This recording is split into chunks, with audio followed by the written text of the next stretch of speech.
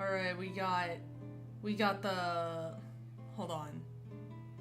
We got the tier lists for today, bro. Alright. Let me go ahead and move right over here. Okay. Hello! Welcome to what I'm now dubbing Tier List Friday, because I had, the last one of these I did, I had more than I realized, and so I didn't get to use all of them, so we're just gonna, we'll call it recycling for now. And my voice is a little mashed right now, because I think it was either the humidity or like the pressure or something, and now my nose is just destroyed. I don't know why, but we'll be fine. We'll be fine. we roll with it. Tier list Friday every day. Then it wouldn't be tier list Friday. It would be tier list Friday today. Tier list tonight. So okay. Let me find. Aha! Here it is. The fabled tier list. So I have actually a few listed that I was gonna do. Last time we did, like, I think it was like exclusively Genshin. It was like Genshin characters ranked based on how much I liked them. Then it was Genshin characters. No, I think that one took too long, so we only did that one, and then I did one where I ranked the D&D class capstones. So we legitimately did like nothing. Let me go check what the other ones I had were, but there was another Genshin one I had planned, but I remembered we didn't get to it because like the first one just took forever. We're not doing Genshin again this time. I want to do something else. Okay, there is one, and it will take the entire stream, or I could do, there's quite a few I could pick from. Well, there's several that would, like, most likely end up taking the entire stream, but, I might, this would be, like, what, voting is for, but I haven't set a lot of stuff up, just in general, but I do have something planned for, like, actual content, perhaps, coming soon, but, for now, I'm just gonna, you know what, hold on, we're gonna spin a wheel, we're gonna spin a wheel, spin a wheel,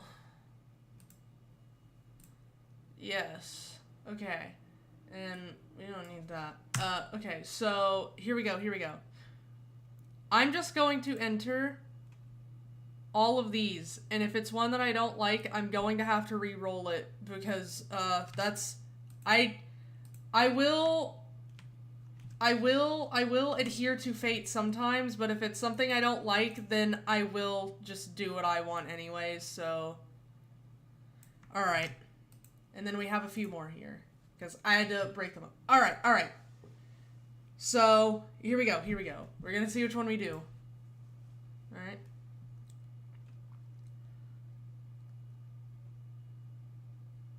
Oh, off to a great start. Alright. You know what? I'm good with that. Okay. So, get rid of that. Now, let's do it. Let's do it right now. Let's see. Yes. Hopefully I can find it again. I know which one I'm looking for because it had a funny image as the like, thumbnail thing. There's Rick Astley. Hi, Rick Astley. Okay, you know what? You know what would be better? Devil May Cry. That is not Devil May Cry. There is some crying, but it's not the devil's. Let's see. Where is it? Oh, wait, hold on. Let me, I forgot to unmute this, so there could be, hold on. So it's not just, like, dead quiet. I forgot about this, because this is something different. Give me a second. I think it was this, and then add existing, yeah. There we go. Okay. that can't always be playing. And I'm probably gonna have to remove it after this just so I don't forget that it's there. But, that should be fine. I'll put it right there. Okay, perfect. I mean, I could also just, I could also just deactivate that when the time comes, but for now, I'm just gonna, I'll just cross that bridge when I get to it. On a unicycle. Oh, there it is! I remember because the funny Nero face.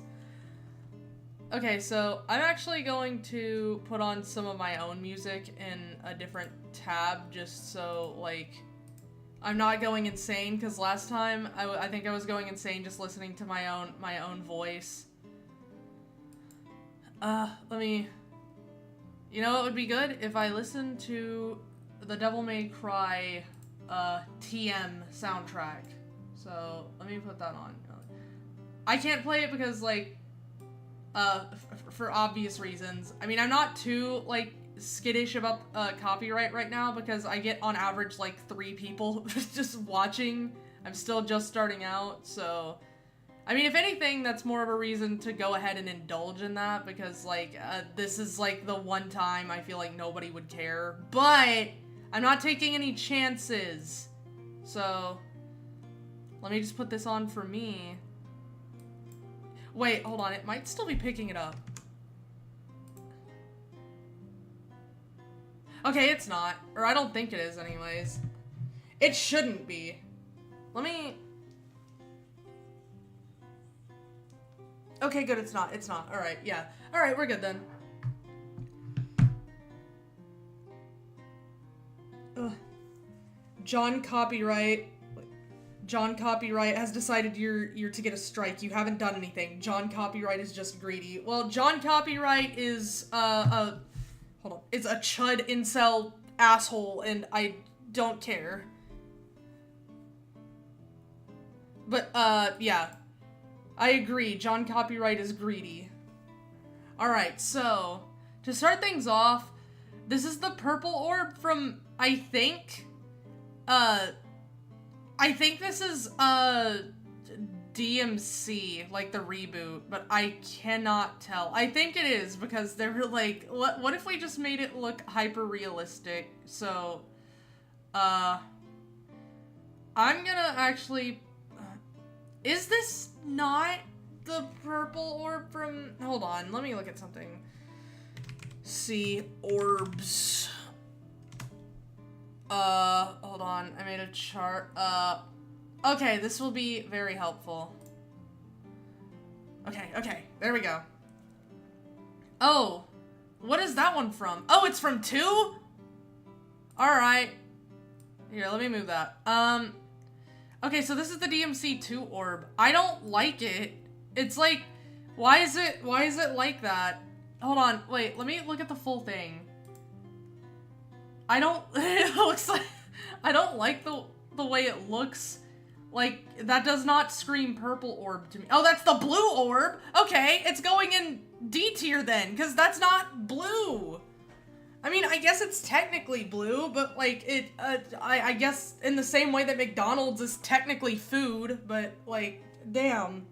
That, like, not only is that not, like, a good blue, especially compared to every other game, it's just, like, look at the face. What is that, like... That doesn't give me the impression that I'm gonna pick that up and then get more life.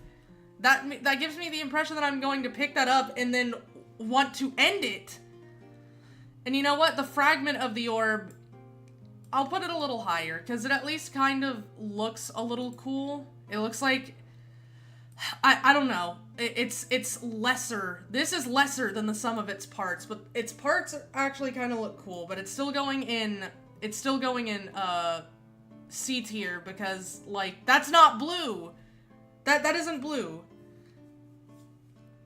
Like, this is false advertisement. So we have dismal and crazy used already. The blue orb from 5. Okay, so 5 is actually my favorite. I'm gonna put this in, like, it's one of my favorites, but I don't know. It looks funny. I'll put it in S. Yeah, I'll put it in A. It's fine. It's an okay blue orb. It's I kind of like that it looks different than what they normally do. Like, let me go down here. It looks unique, and I like that specifically the fragments look like a bit closer to what the whole thing actually looks like, as opposed to just like whatever the DMC2 blue orb was doing, where it was just like, okay, here's a nebulous shard of something. Like, okay, that could be anything. But, like, you can actually kind of see what it sort of looks like with the fragment. So, I guess that's ranking the fragment more than the orb, but that is to say that I like both of them. So, while I'm here, I'll go ahead and move the fragment up there because it looks pretty good. The orb itself, I actually kind of like it, but I also think it's, like, maybe, just a tiny bit, basic. I do like that they were trying to do something different, though. So, I might move this at some point, because I do like the blue orb in DMC5. It's just, you know, I prefer other orbs. There are other spheres that I'm partial to. Alright, so next is, I think this is the blue orb fragment from 2? No, that's from 1. Okay. It's alright. It's a good baseline, I think. And while we're here, I might rank the blue orb from... Wait. Oh, okay, yeah. That makes more sense. I'm just gonna go ahead and rank the blue orb itself. It's a very good baseline to have established. It's just like, look, the orbs are all weird faces screaming in agony. In fact, I think I'm actually going to move this one up to S tier because it's above baseline at least. This is just like a good establishment of what they should be, like what the orbs should look like. It was the first game. They weren't doing anything like, I was gonna say they weren't doing anything too crazy, but they already kind of were by having the currency just being screaming faces, so they technically were doing something crazy. So that's why it's a good baseline. It's not like, even though it's the first game, and even though the first game has definitely aged, this could never be that bad, because it's like, well, it's establishing things moving forward. It's good. And I'm gonna go ahead while I'm here. I know it's a bit basic. I'm probably gonna move all of the other orbs from DMC1 here, just because, like, they're all the same. They're just different colors. If I'm ranking them based on functionality, then I'm probably gonna move the purple orb up and then the yellow orb down, because I don't use the yellow orb. I just die and then I retry, and we don't do continues here. We get good. So in that case, I'm only ranking these a little bit based on functionality, just because, just to help differentiate, just to spice things up a little bit, and even that doesn't save doesn't save the blue orb from DMC2, and even if it would, like, oh no, like having extra like HP in DMC2 does nothing. You are never going to be in a situation where you need more HP in DMC2. But then I guess I'll keep the blue together just because, like, that's good. But these are just kind of, like, you know, the basic, like, the first game, like, you got your purple orb for Devil Trigger, blue orb for raising max HP, and the blue orb fragments to make a whole blue orb, green orb to restore life, red orb as currency, and then yellow orb as a retry, like, if you die during a boss fight, or if you just die at any point during the level and you don't want to start over at a checkpoint or something, you can just start from where you are. Again, I never use them. I just get good, as John Capcom intended. But yeah, they're very middle of the road, but that's not a bad thing. Again, they were establishing a baseline, and they were already kind of crazy by just being, like, screaming faces. And they are very good. So, actually, you know what? I'm moving Yellow Orb, because Yellow Orb is good. They do not go below A tier based on design alone, so it's just going at the bottom. Okay, so the DMC3 orbs, that now we're getting into the nonsense. I really, really love the DMC3 orbs. In fact, I'm going to move, for me, they honestly all go in S tier, and I would like to remind everyone that DMC3 is only my second favorite DMC game, so this isn't even a case of, like, entire bias or anything. This is mostly just, like, come on. Like, look, they even have, speed, why you try not to laugh, bruh, orb. Like, that's, like, yellow orb, why you try not to laugh, bro? That's disrespectful as shit. Actually, this one's going at the top because, like, there's the added context of the speed try not to laugh thing. And the fact that it's a yellow orb, like, specifically, like, this shows up, this face pops up when you die. Like, if you die during a boss fight, it's just, yellow orb, why you try not to laugh, bruh? Like, just actual rage bait. It's really good. So, these are just really good. All the faces are so different, and they all express, like, different things, and of course they gave us the meme of, like, which DMC orb is getting the best head, and, like, that. These are the orbs that are used for that, because they all look different, and that's why they're all going in S tier, because they all, here we go. They all express different things, and you can just tell them apart at a glance immediately, and that's perfect. So, our first Smokin' Sexy style, we have Apocalyptic and Savage also right now. I've been forgetting to call it out. I'd be a terrible DMC announcer. But we have Yellow Orb at the top because it's just really funny. It's just really funny that we have the yellow orb while you try not to laugh, bro. That's disrespectful as shit. So, all of them, triple S tier. No notes. I really like that they're all they just look different and they all express different things. I don't know what this orb, this, like, golden amber is. Oh, why? Why are the DMC2 orbs just scattered? This is going in C tier because, like, what is this? This is like, yeah, the Yorb. This is an egg. Like, this means nothing to me. I guess you can kind of see a face in it if you look closely. Barely, yeah, you can kind of see it. Like, what am I supposed to be getting from that? We went from, like, I mean, these are all the same, but they're at least expressive to, like, I can barely make out what some of these faces are.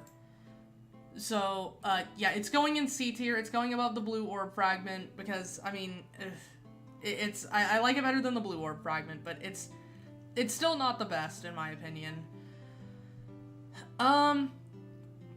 Next we have, I think, yeah, Golden Orb from DMC5. Which I personally like. I don't think it's, like, incredible, but I like it. I'm happy putting it in, like, A tier, I think, because it's pretty good. It's not, like, my favorite thing ever, but it's pretty good. Like, how do I feel about the gold orb? Because I know a lot of people are sad that it's, like, not a face. But I kind of like that it's funny geometry. Like, it still looks different. Like, at the end of the day, all the orbs in DMC5 still look different. And that's, like, I think I'm happy with that. That makes me happy that they just look different. So I can't put it anywhere lower than A tier because it's an honest effort. Like, I would also prefer it be a funny face, but I'm just glad it's unique. Green orb from DMC2. This is, these DMC2 orbs are just not doing it for me, man. Like, they're just really, like, just fucked up Easter eggs. Like, if you colored an egg at Easter and then and you just absolutely, like, butchered it. This is what they would look like. They just look like this. Like, I don't know. It's just, it's not even, like, me being biased against DMC2, because I will admit, I didn't like DMC2. I tried to play it. I really did. I tried to, like, form my own opinion on it, and I did, and my opinion was that I didn't like it. It's, like, because never let it be said that I didn't try, though. I did try to play DMC2, and I did see some parts of it. I did kind of see what some people see in it, and I wish I could have enjoyed it, but oh my god, it's just, oh. This has nothing to do with that. This is just design-wise, but, like, you can't tell me that these are not, like, when compared to their, like, when compared to their predecessors and their successors, like, that these are not just boring. So, yeah, C tier, I guess more than the yellow one, because it's a nicer color. Green orb from DMC5. I like it. I like the texture. I like how it looks like something I would put in my mouth and either love the taste or hate the taste. The only thing that's holding it back is that it's barely green. Like, that's teal. Or not teal, that's, like, close enough to blue that I can't feel comfortable, like, fully calling it green. So, it's alright. It goes below gold tier. It goes below gold orb just because, like, that's not fully green. You could also say that that's blue, and we already have a blue orb from DMC5. It's called the blue orb. So, yeah, bottom of A tier, not for lack of effort. The design looks good, and again, it looks like something I would love to put in my mouth, but, it's just not, like, that's not the right color, brother. So moving on, the DMC4 orbs, I'm putting these all in B tier because it's badass, and, because they're, like, it was alright for the first game that they all looked the same, because, again, it was already crazy enough that the currency and the, like, the items you collect are all just screaming faces. Like, that was fine. But, like, you're the fourth game now, and after the third game,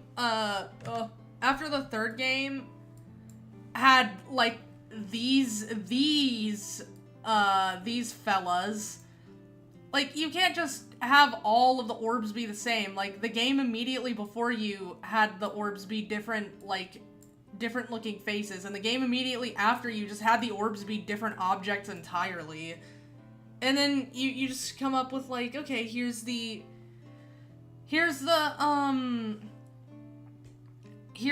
like, same face for every orb, and I get it. DMC4 wasn't a finished game, but I can't be the only one who would have liked the orbs to look a little different. Like, one of these, like, this design by itself is fine and might end up in, like, A tier or S tier even, but, like, the fact that they're all the same face is what's holding it back. So I'll just rank them by white orbs are always king, purple orbs are also very nice, then blue, red, then green, yeah. That seems about right to me. But, yeah, just, like, there's nothing wrong with the design itself. They look like a stop posting about Among Us soy jack. They really do. That's what I always thought. That's what I thought while I was playing the game. I was like, the red orb in particular kind of looks like that. Like, nothing wrong with the design itself, but, like, the fact that they all look exactly the same is what's holding them back. What is this? That's I don't know that that's an orb. I think that's, like, a vein of orbs. Like, you know how in DMC 5, I think, and 4, you have, like, these big clumps of, like, red orbs you can attack and then, get orbs from it. I think that's what that is. I don't know if I can rank this. This isn't an orb. Just, like, by definition, you don't fit into the tier list. You're not being ranked. So, yeah, well, you know what? We'll make another tier for this one. Add a row below, and then we'll, change the color, like blue, dark blue. Alright, perfect. And then,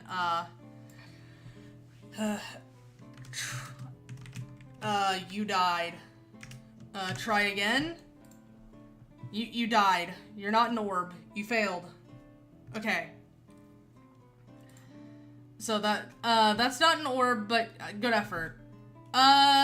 Purple orb from DMC, 2. Like, again, just with these orbs, these are just so... I'm not putting it in D tier, because at least it's the right color, but, like, why are they all just... I mean, this one kind of has a cool face in it, so... Like, unless I'm just misinterpreting it, but... I'll move it up to the top of C, to the top of crazy, but... It's just... It's... You can do so much more. Again, the first game set the tone with, like, the screaming faces, and I know it looks, like, weird, but that's the point. Like, this is just, like, I could go out in, like, into the outside world. I could walk 5 steps out of my door and probably find something that looks like that. And that's, like, I shouldn't be able to do that for multiple reasons, but, like, to bring it back to the actual orb, like, it's just, like, just do more. Do more. Like, that's all I have to say about the DMC2 orbs so far. Like, just do more, please. There's, like... I kind of like I do kind of like the concept, though, of, like, instead of them just being, like, actual physical, like, impressions of faces, it's more like you can kind of see faces refracted through them, which is, like, really cool as, like, a concept. But I don't know, maybe the execution just wasn't that good. It's a really cool concept. I love the idea, but the execution just, in my opinion, left a lot to be desired. So, purple orb, top of C tier, because I think the face inside of it is kind of cool and, like, a little creepy, so it's probably the most interesting to me. But, moving on to, hold on, let me... Purple orb from DMC5. I like this thing a lot. And we're going to 6 skills! And purple orb fragment. We'll put it up there too. I really actually like this one. The design is like really... bulbous. Like, let me get a better look at it. Yeah, this thing. It just looks so weird and like, it looks different, and I like it. I like what they were going for, and I like what they did with it. And now that I'm thinking about it, I think it's supposed to be like a spider face. Maybe. Before that, I didn't really think it looked like a face. I just thought it was like this weird thing with like little eyes on it, and I was fine with that. I just thought it looked cool, and it was always a nice feeling to collect one way or another. It filled me with feelings of joy because, yes, more DT gauge, please. So, I'm putting it in SS tier because, it's, in my opinion, slightly less basic than, the blue orb, and I really like it. It looks like something I'd want to, like, if the green orb is something I'd want to put in my mouth, then the purple orb from DMC5 is something I just want to, like, squish in my hand. Like, just, even if the texture is bad, that's almost kind of the point. Like, if it's, like, gritty or something, I don't know how to describe it, gritty, it's just something I would like to just, grab and hold. So for that, it's in 6 skills. Red orb from DMC2. Again, with these designs, I'm putting it, like, at least in C tier, because I do think I like the design of the red orb more than the other ones, just because, like, you can see the face a little bit more clearly. It's a bit more clear what you're looking at. Like, again, I like the idea. I like that they, that it's more like faces being refracted through the orbs rather than, like, just the orbs being the faces themselves. But it's just, I feel like they could have done a lot more. And if it was just the red orb, I honestly think I would have liked it, as long as they all looked a bit more different. So the red orb goes at the top of crazy, but it's still a little disappointing. So not a lot to say about it because I've already anything I can say I've already said when I've spoken about its differently colored contemporaries. So we're moving on to the red orb from DMC5. And I'm also putting this in double S because I like that it's specifically like a demon face or an imp face. That just it just looks really cool, and I think it fits the tone of it fits the game, obviously.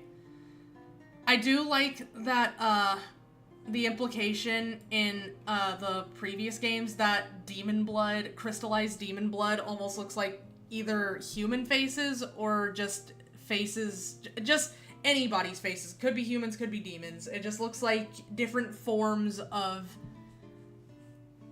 It just looks like different forms of, some kind of sin or pain or something, whatever. Like, maybe they are all... Are they the 7 deadly sins? No, because there's only 6, technically. I don't know, unless you want to count the blue orb fragment as sloth because it didn't show, all of it didn't show up or something. But, anyways, I like the red orb from DMC5. I like that it looks like a little demon guy. It looks really cool.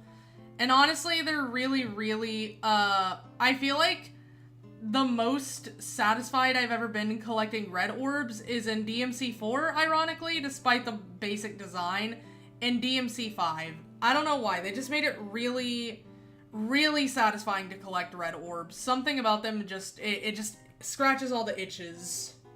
So, we're putting it in double S tier. I think this is Nero orb. I'm gonna be honest, look, I love Devil May Cry.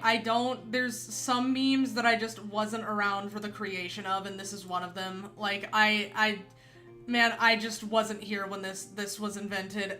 This is probably Nero orb. I'm putting it in try again, because if I understood the context, I'd probably rank it somewhere else, but, like, it's, knowing Devil May Cry, it really probably is just Nero orb or dead weight orb or something, and it's like, it's very funny. It's a humorous image, so we'll put it at the top of try again, but, like, I can't rank it any higher. Showing up to seeing you rate the DMC orbs is crazy. I mean, it's what the wheel asked of me, and so I heeded. I mean, if it had rolled something I didn't like, I was gonna do something else anyways, but it rolled this and I was actually really excited for it, so... Nero orb is going and try again because I wasn't there for the creation of that meme, so, we're putting it in try again. Okay, the white orb from DMC2. The previous complaints I had about the DMC2 orbs do not apply to this one. This is, like, actually kind of cool and unique. It's an eye. It's like a demon eye or something. That's so cool. Like, and then just look at the other orbs next to it. They just all, they're so plain by comparison. This one's making it into, like, S tier because it actually, it does look cool. I like it. Like, if they had all been something unique, like, what if they'd all been different parts of the face? Like, this was an eye, one of them was the nose, one of them's the mouth, something like that. But, no, this is the only one I kind of like, because it's just really unique, especially when compared to, like, the rest of the orbs from DMC2. So, it makes it all the way up to Savage. You know what? I might put it above the purple orb from DMC1. But yeah, this is actually really cool. DMC5 white orb.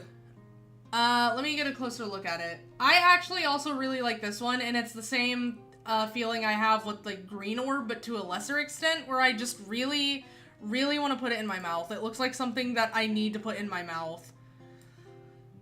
I'm going to put it also in S tier because it's unique, and it also is, it adheres to the color it's supposed to be. The green orb was ranked this low only because it looks It is technically green, but I could also see some people wanting to describe it as blue or just another color that isn't green, like teal or something. So it was down here. The white orb is actually white, so it's going a little higher anyways. And I'll put it right next to the DMC2 white orb, and I'm gonna be honest, I like the DMC2 white orb more, because, like, this just looks, like, that just looks cool, man. Look, that eye looks so cool. It looks so cool.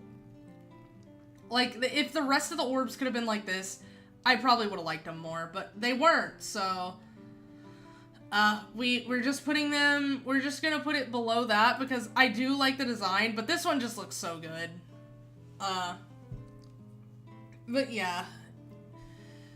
Looking through these again, just to make sure I didn't, make any mistakes, I kinda wanna put the red orb above the blue orb. Yellow orb, why try not to laugh, bruh? And I think, other than that, I'm fine with this. This is it. This is the definitive Devil May Cry orb tier list. If you disagree with me, no you don't. So, I'm actually going to send this to myself, that way I don't forget it. Wait, did I not? Hold on. Give me a second. I have to make sure I actually saved everything right, or everything's gonna be messed up. Okay, perfect. Alright, so let me go ahead and save it then, instead. And I'll just, no! Don't you dare advertise to me. And I'll just sort them at the end of this so we can just keep moving. But that is Devil May Cry orb tier list. So let's see what we get next. Wheel spin. Oh. Okay. Hold on. I love that one guy though. Whoa! Man, you were excited about the FNAF characters. Okay, I think I can actually just find... Let me look, because... Oh! That's so much. We beatboxing now. We are beatboxing now. Man, I don't know. Okay, so... I'll do it. However, I'm going to be slightly less in-depth about this, because I just don't feel that I have it in me to, like, be ranking the FNAF characters and trying to, like, give a few, like, trying to give, like, a few sentences of thought about each of them, and then I get to, like, fucking lolbit or some shit, and I just don't know what to say, because it's lolbit. What do you want me to say? That's lolbit. It's the TV Fox thing, funny, like, on the news, like, wow. So we are going to rank these, but I apologize ahead of time because these, we're gonna be a little more subjective with this. Like, I mean, it's already gonna be subjective anyways, but I just mean, like, we're gonna be seeing people in different tiers, and you just will not get a reason from me why. Lolbit needing you to type lol on your keyboard is pretty funny. It is pretty funny. It is admittedly pretty funny. But yeah, there's gonna be people ending up in tiers for reasons that I will not be able to explain, and I do apologize for that. What? Guys, what the hell? Hold on. Let me just put them in E for now, but... Hold on. Why? Give me a second. They're here twice! Why are they here twice? For what purpose? What does this mean? How do I rank the same thing? Like, am I just supposed to, like, do this? Like, it would be different if it's like, oh, you're ranking them from Ultimate Custom Night, but then why would they be there? They're just the same as the normal ones. Like, then use a different model or something, at least. What the hell? Is that the only time that happens? No, they brought the Phantom animatronics back. Okay, we have to use a different tier list. This was that one's not ultimate FNAF character. Oh, I can't do that. Who the Mother Teresa? Okay, hold on. Definitive FNAF character tier list. That's funny. That's really funny. Alright. I think it is the Ultimate Custom Nights one. That makes sense. Okay, this is a bit more manageable because it's not including, like, every character twice because of Ultimate Custom Night. This looks good enough. This is, like, most of the characters anyone's gonna care about, and then some that probably nobody does, like the paper plates. So I assume it'd be with the intent of rating via gameplay mechanics. I don't want to rate them via gameplay mechanics. They'd all be in, like, F tier. Like, I don't... Like, oh no. Like, Foxy Run, Freddy Teleport, no, like, I also just couldn't rank them based on gameplay mechanics because it has been years since I have touched a Five Nights at Freddy's game. Paper Pals are a 10 out of 10 character, I don't know what you mean. Well, yeah, you know, to each their own, but, I just didn't think there would be that many people upset if I put them in F tier or just somehow accidentally forgot to rank them or something. They do have, like, oh yeah, you don't remember the lore implications? I remember I used to watch Smike back in the day. That was a long time ago.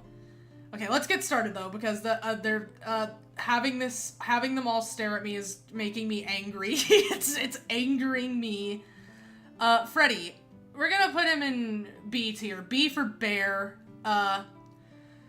He's Freddy. Like, that's him. That's Mr. Bear. That is John Fastbear. That is the, like, yeah, he's the animatronic. He's the one that the games are named after. And he's alright. He's a bear. Bonnie.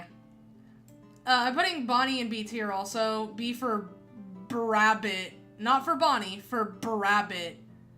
I'm not gonna say Bunny because you don't get to be called Bunny. You're not whimsical enough for me to call you Bunny. You're Brabbit. Fredward Fastbear. I shall not fall prone to these bites of 87. The bite of 83. The bite of 90. There's a lot of bites happening.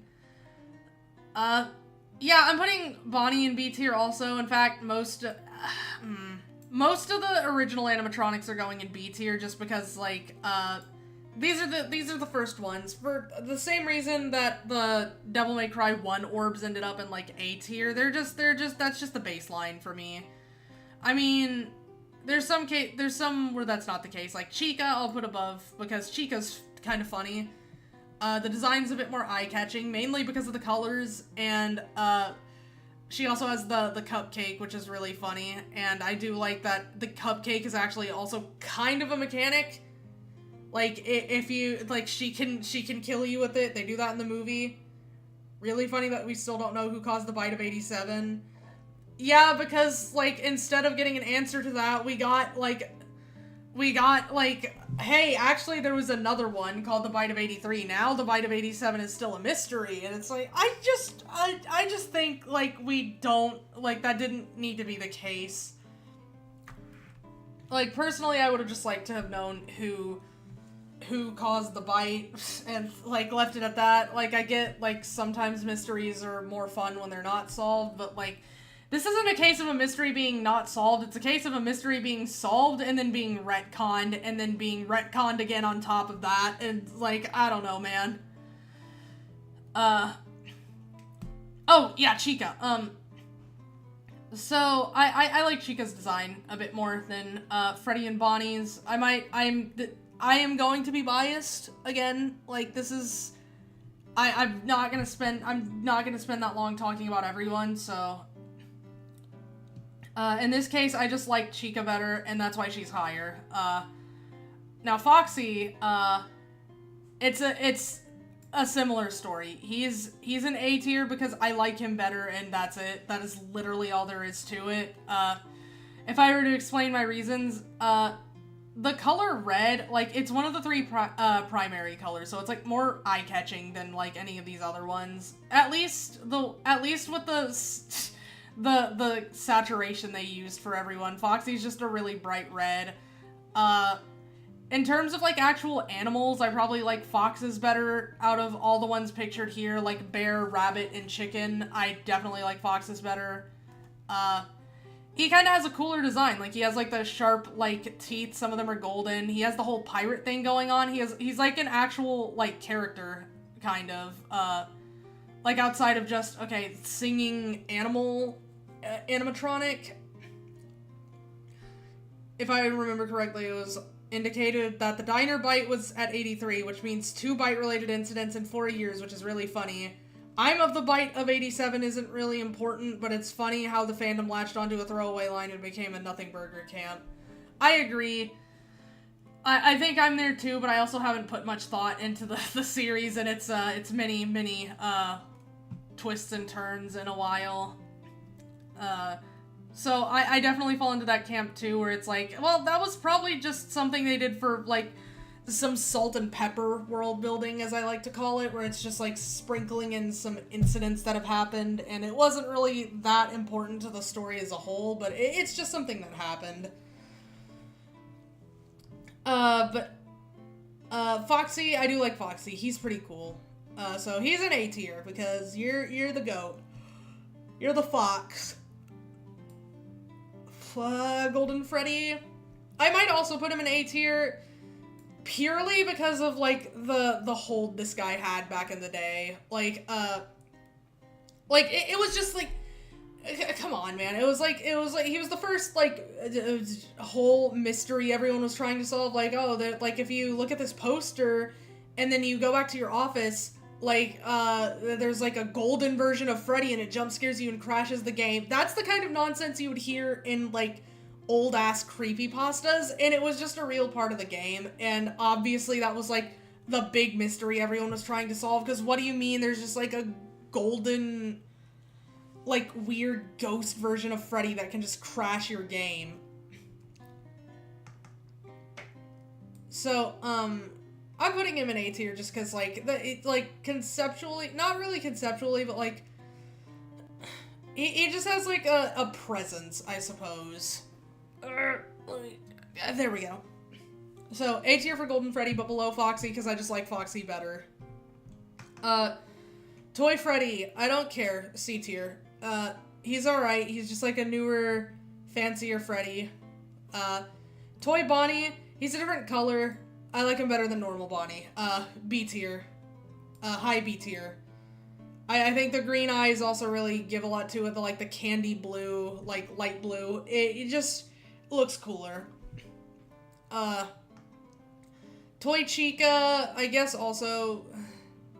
No, you're going in C tier because you're, like... again, you're just, like, Chica, but, like, you're Chica, but, like, kind of fancier. Like, at least Toy Bonnie's a different color. He's got different stuff going on. It's interesting. This is just like, okay, what if we gave Chica a facelift? Like, alright, yeah, you did that. Ultimate Custom Night uplifted Toy Freddy by making him a rage-quitting gamer for no reason. Yeah, that's true. That is pretty funny, actually. You know what? He can go at the bottom of B tier for at least being kind of funny, but I can't, like, use Ultimate Custom Night all the time just because then this tier list would be all over the place. Let's see. We got Mangle.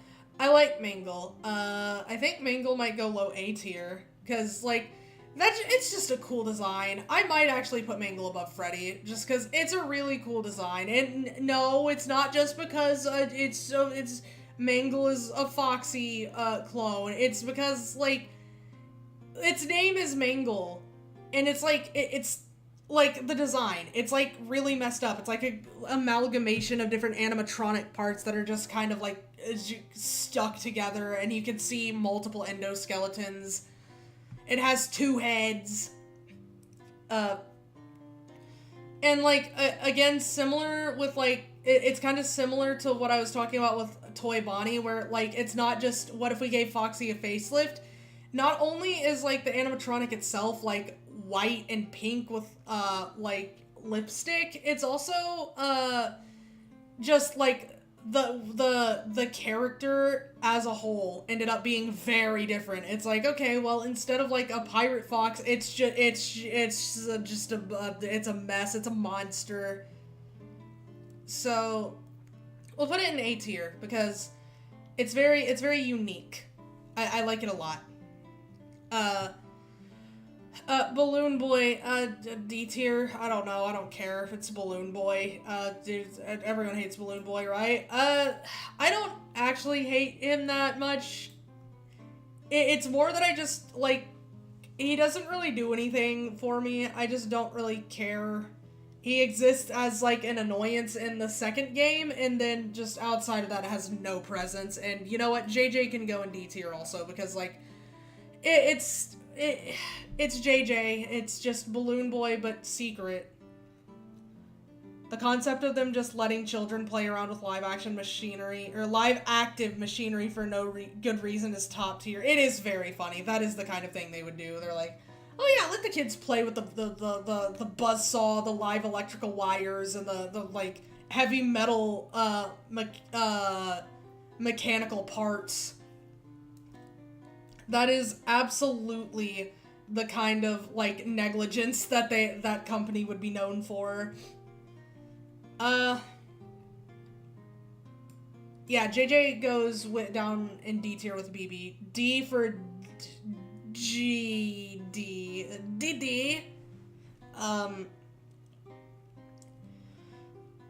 Yeah, Mangle is just, I like Mangle a lot. I do like the idea of them just, like, letting kids, they're like, oh, well, we keep putting the animatronic back together, well, we're sick of it, the kids can just, like, play with the active machinery and the live electrical wires and the, like, sharp and heavy bits of metal. It is pretty funny. Let's see. I might have to pause to get a drink in a minute. I underestimated how much this would... I just realized the description of this tier list is just FNAF over and over again. What the hell? That's really funny. Anyways. The puppet, the marionette. I'm also putting the marionette, puppet, whatever, in A tier because I remember back in the day, I just thought this was, like, the creepiest shit ever. Back when I was, like, I don't know, like, 3. I was, like, negative 500... 6, 7, something like that. So I remember thinking the design was cool back in the day, thinking it was kind of creepy back when I was, like, scared of literally anything. It's still kind of, I guess, by technicality, a creepier design, just because it almost falls into the uncanny valley, where it's, like, it almost looks closer to a human face, just because you're used to seeing more, like, cartoonish faces. Nah, I think it's... Yeah, I think I'm right. Bottom of A tier. It's just... It's kind of cool. The gameplay mechanics are alright. They're not really. They're kind of annoying. The having to go, like, babysit the music box, like, every 5 seconds is a little annoying, but, you know... It's an alright design, though, so it can stay in bottom of A tier, so I don't get mad and just say, oh, well, the mechanics suck, so you die. Plus, if we were ranking it by mechanics, again, this would be a very different tier list. Let's see. Freddy, Withered Freddy. I actually like Withered Freddy. I like Withered Freddy quite a bit. In fact, I like most of the Withered animatronics because they're very different. Like, again, we have the baseline that was established in the first game, and then the rest of the games kind of did their own thing with them. If we rank by mechanics, the puppet is going to the hell tier. Exactly! I don't like going and babysitting instead of, like, managing the other animatronics. I just go to the other camera, hold a button for like 5 seconds and hope that, like, the rest of the mechanics don't kill me. It's annoying, but like, yeah, if we were ranking it by mechanics, the puppet would be at the bottom where it belongs. Rest assured. Where exactly do I feel? I'm fine with Withered Freddy going right here. Cool design. I like that he looks messed up. It's pretty cool. Withered Bonnie, also A tier. Going above Golden Freddy because the, like, face being mostly ripped off is just cool as hell looking. It just looks really cool. Oh, and his, like, whole arm is missing, I think. Or at least part of it. I remember, like, his arm being missing, though. It's really funny how FNAF 1 and 2 both devolved into just sit on one camera forever, lol, for the opposite reasons. Exactly. They were very basic. They were pretty basic back during the first two games. Well, actually, we'll get there, yeah, it was really funny, though. Like, you really did just sit on one camera the whole night for completely opposite reasons. Oh, I don't need this anymore. I just realized that was still open. Yeah, I think Withered Bonnie I'm comfortable with going above Golden Freddy because it's like, it's a cool design. I like it. Withered Chica has a really funny jump scare, but she also just looks really cool. I like the double jaw, like a shark, or what are they called? Those, like, I don't remember. They're like, I don't know if it's viperfish, but it's a type of, like, deep sea fish that has that, and I think the xenomorphs were based off of it or something, but it's kind of like that. So I'm putting her, like, A tier, something like that. I don't know. You could be right by Bonnie. In fact, look, this is actually correct. You're on the right and Bonnie's on the left, just like in the first game. That works. I think the first time they broke out of, yeah, you can probably just sit on one camera forever, TBH, was when Scott made a game where you don't camera. Yeah, exactly. They really did like the camera mechanics until they realized that, like, oh, well, you could kind of just do one thing the whole time and be alright.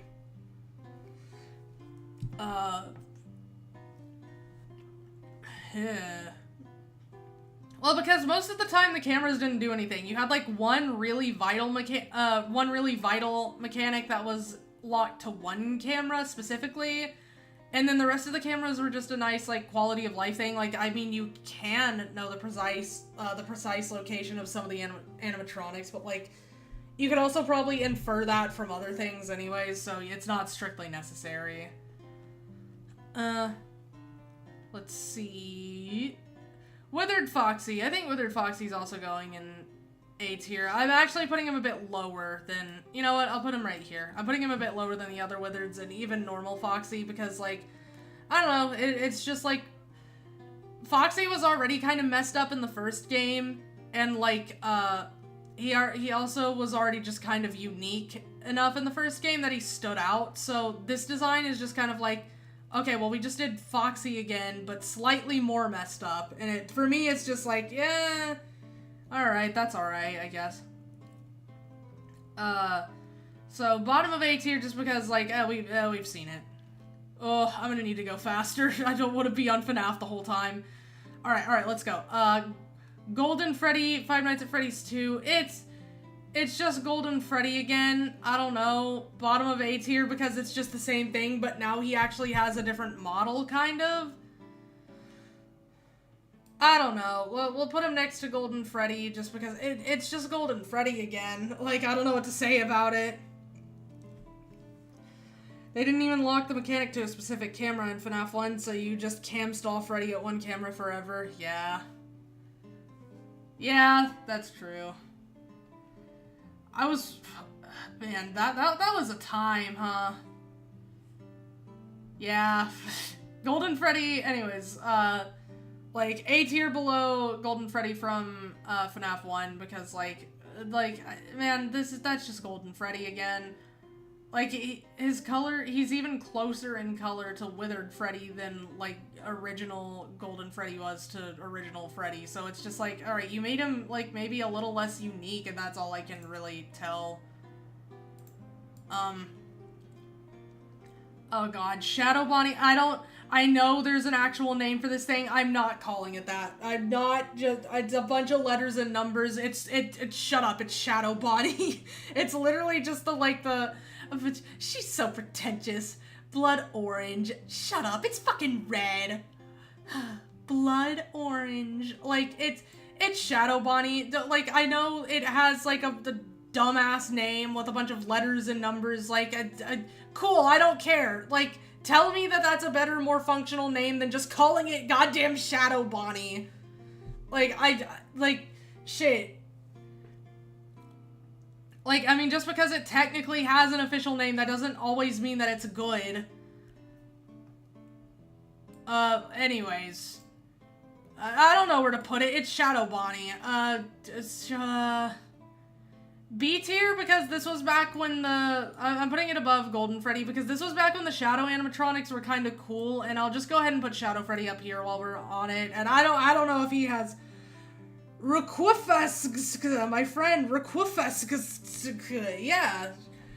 See, I could say that, or I could just say Shadow Bonnie and save myself and everyone else the time. Like, I understand it. It's funny. It's funny to call him the funny letters, but I just can't. I would rather, like, refer to him once and then be done. But I'm putting Shadow Freddy next to Shadow Bonnie, because this was back when the Shadow animatronics were, like, really cool, I think. I liked the mystery they had back then. They really were just, like, dark, like what it says on the tin, like, shadow versions. They're just darker versions of Freddy and Bonnie. I'm sorry, I just thought of the thing with I'm Shadow Freddy, I'm so awesome and black. People have been spreading that around again recently, and I don't know why, but it's been really funny. It's been so funny. I don't know why it came back. Everyone just decided that they missed it. But yeah, anyways, nothing to do with anything, just like we were talking about Shadow Freddy, so. Paper Pals, C tier, they're paper plates. I don't know, it's kind of cool, like, they were kind of cool, like, little Easter eggs, especially because they were tied to Shadow Freddy and Shadow Bonnie, sort of, and they were also Easter eggs, so that's cool. Top of C tier, I guess. Sorry, Toy Chica. They're paper plates. I can't rank them any higher.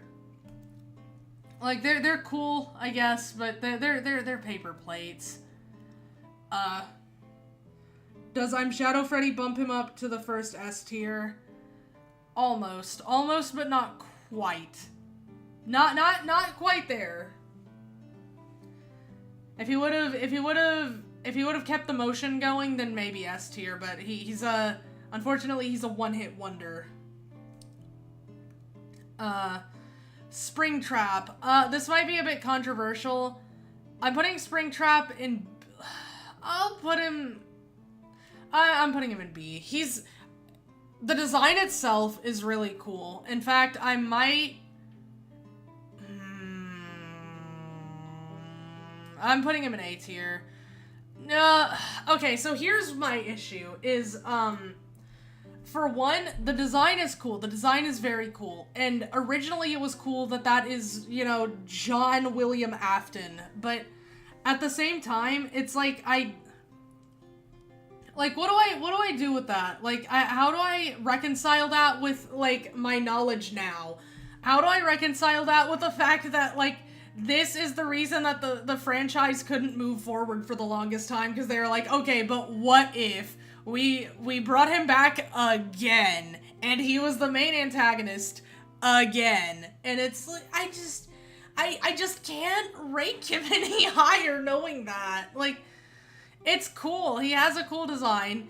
the lore, his ties to the story were originally really cool, but like then they just became overused. And I'm also like, I know we said we're not ranking it based on mechanics, but you legitimately, just unironically, can completely AFK the first night of FNAF 3 and be fine. Like, literally, you don't need to do anything. You just auto-win the first night of FNAF 3. Like, the first night of every game is easy, but, like, not that easy. You at least have to kind of do something in the first night of the other games. But in FNAF 3, you can legitimately just AFK. John always comes back. You're so right. You AFK night 1 because bro literally isn't even there, to be fair. Well, that's the point. He's not even there for the 5 nights. The advertised 5 nights at Freddy's. I mean, he's there for the rest of the game, I guess. That's something. But, like, you couldn't even show up to all 5 nights? You had the contract for 5 nights and you couldn't show up to the first one. But yeah, he's B tier. I will say, he is top of B tier and no lower because I cannot bear to put the design any lower than B tier because it's just so cool that you can see William Afton's rotting corpse inside of him. It's so cool. Like, it also just from a, like, story perspective, like, I know it was creepy, like, oh, well, the implications that the kids or whatever were stuffed into the animatronic suits. It's like, oh, it's kind of creepy because there's, like, a body, or there was a body in the animatronic, and it's, like, haunting it. But the fact that, like, this is an adult body, this is, like, the whole animatronic is filled with person. Not just one part of the animatronic is filled with person. All of the animatronic has person inside of it. There's just something about that, I think. He's there for night 6, so technically he's the only one to be there for exactly 5 nights at Freddy's if you think about it. That's true. Everyone else ends up being, showing up 5 nights at Freddy's for about 6 or 7 nights, so, if that. Because, like, in FNAF 4, there's some of these bums just don't even show up for most of the game, so, well, we're not there yet, so. The Phantoms. The Phantoms are D tier. I don't know. They're just dingy versions of, like, pre-existing animatronics. They all basically do the same thing. They're just, like, they're just there to be an annoyance. They can't kill you. They just, like, show up, give you, you're hallucinating, they deactivate one of your things, and then they're gone forever. So they jump scare you sometimes, unless we're talking about the puppet. Then the puppet just stays in your face and is just generally annoying. They're kind of creepy looking, I'll give them that. Like, specifically the puppet is pretty creepy looking. I don't know, like, the rest of them are just like, oh, they just forgot to take a bath. Or maybe they did take a bath and that's why they look like it, because you shouldn't put animatronics in water. That's not a good idea. Some of the Phantoms are literally only there to cause a vent error so the visuals update so Springtrap can kill you. Exactly. They're just there as, like, they are literally just there as, like, they're essentially, transitions. It's insane. So, they're all going in D tier. I don't even care which one is first, because you know what? They're all bad, so they're just gonna stay like this. Okay, so we're on to the Nightmare animatronics, the Frettles. I know they're, like, overly, like, the whole thing is they're, like, overly edgy. I actually really like the Nightmare animatronics because, like, they have unique-ish mechanics for the most part. Like, at least compared to each other. Like, Freddy has the Frettles that, like, they'll, like, when they're on the bed, like, if you don't look at them, they get antsy, and then they kill you. Bonnie's just kind of normal, but Chica, if you don't check on her, will eventually send the cupcake to kill you. That's pretty cool. And then Foxy is in the closet. It's really sad. I hope he feels confident enough to come out someday, but, no. Anyways. Foxy is, like, hiding, like, Foxy will get into your room and hide in the closet, and then you just have to deal with him the whole night. You have to, like, keep checking on him to make sure he doesn't, like, get out and kill you. So they all have unique, they all have pretty unique, mechanics, so I think that's what helps them stand out. Like, Their designs are also just kind of cool, I guess. So I'm putting them all at least in B tier. I'm putting Nightmare Freddy in A tier, actually, and I'll put Foxy there too because it's Foxy. I like Foxy. Foxy's cool. Okay. Let's see. Nightmare. Some of the Phantoms. Oh, I'm dumb as hell. I didn't bring my coffee today. I didn't think I needed it. I was wrong. I needed something, like, not even necessarily for the energy, just to, like, to wet my whistle. It's alright. It's alright. I'm strong clown. I can do this. Nightmare Chica, also in B tier with Bonnie. I'm putting her above Bonnie, though, because, again, there's, like, the mechanic of the cupcake coming to kill you. But, yeah, that one's pretty good. Fredbear. I actually like Nightmare Fredbear a lot. He's pretty cool. I'm gonna put him above... no, I'll put him below Nightmare Foxy. I really like Fredbear.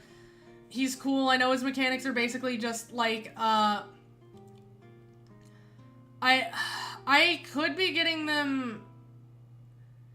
I could be getting them mixed up, because I remember Nightmare also has different mechanics, but Nightmare Fredbear, like, isn't the whole thing that he's just, like, a faster, like, everyone else? Like, he has the same mechanics as everyone else, but he's faster, and he'll do that thing where he moves left to right to left to right, and then you have to keep track of which door he's actually in.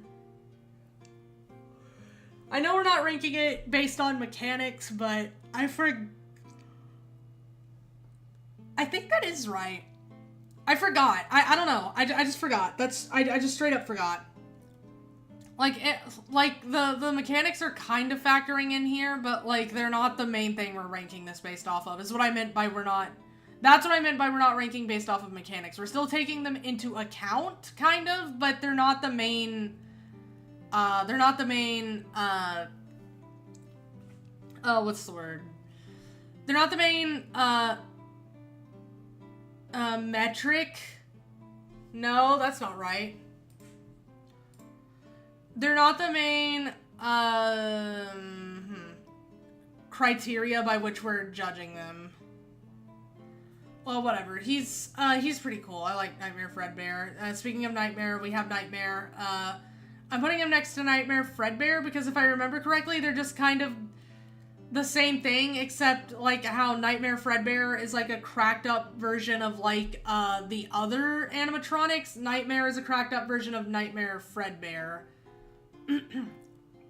I will say, though, ironically, despite them being supposedly, like, more difficult than the other animatronics, it's actually kind of easier, because, like, they're only there for part of the night, and it's only one animatronic to keep track of, as opposed to 4. Because they legit just tag bro in. Nightmare Nightmare's a bit of a guilty pleasure. I know his jump scare is really kind of, it's just a PNG. It's not even like a PNG, like, getting closer like Golden Freddy. It is just straight up a PNG, like a JPEG jump scare. It's just like, okay, here's a close-up of his face and some noise, and it is lazy. It's kind of weird. I actually kind of think it's cool in a weird way. I kind of like it. It's like, if nothing else, it's pretty funny. If nothing else, it's funny. To me. But I do like it because it's like, back when the game first came out, I was just like, man, what is this guy? That's, like, so cool. He's probably super important. And he wasn't, by the way. He wasn't important at all. But, like, it was, even if he's not that important, it was, like, back then, it was, like, the mystery, I think, that I really liked. I was like, oh, that's gotta be something, right? Nope, but I thought. Plush Trap, C tier, that's Plush Trap. Like, what? Like, oh, you gotta play red light, green light with him. It's just a smaller spring trap? Cool. Like, I don't know. That doesn't... like, it's spring trap, but smaller and with less lore significance. So, yeah, C tier. Yeah, C tier. Jacko Bonnie and Jacko Chica. I never liked the Jacko animatronics, with the exception of one, and it's not even from this game. I just don't like them because, like,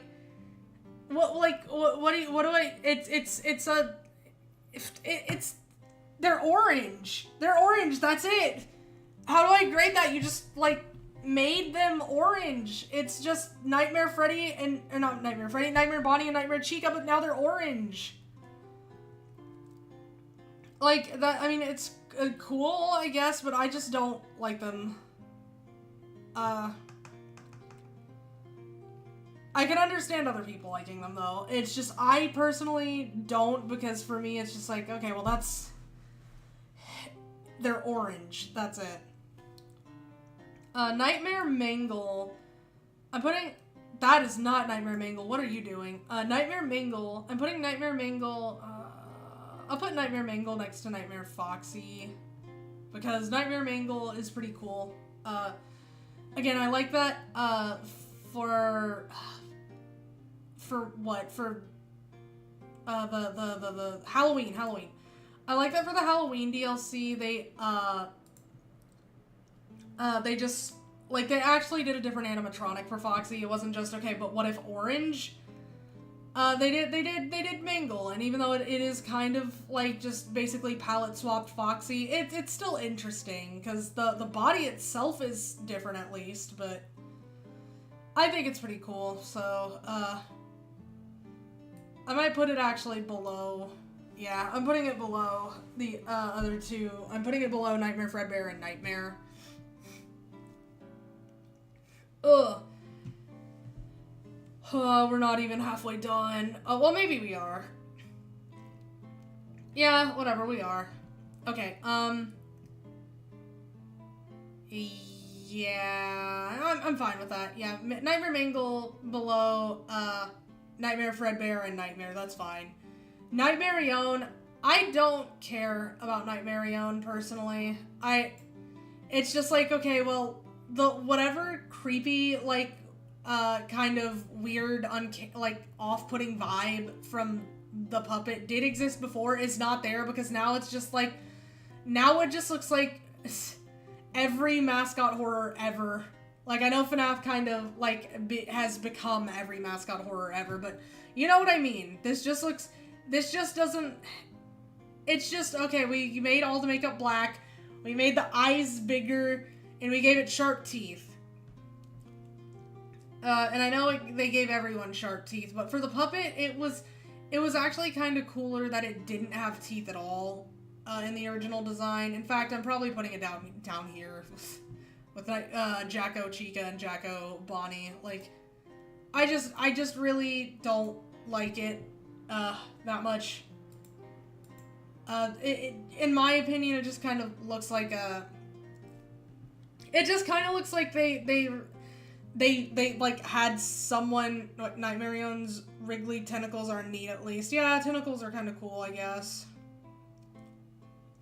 But that doesn't save it from C tier.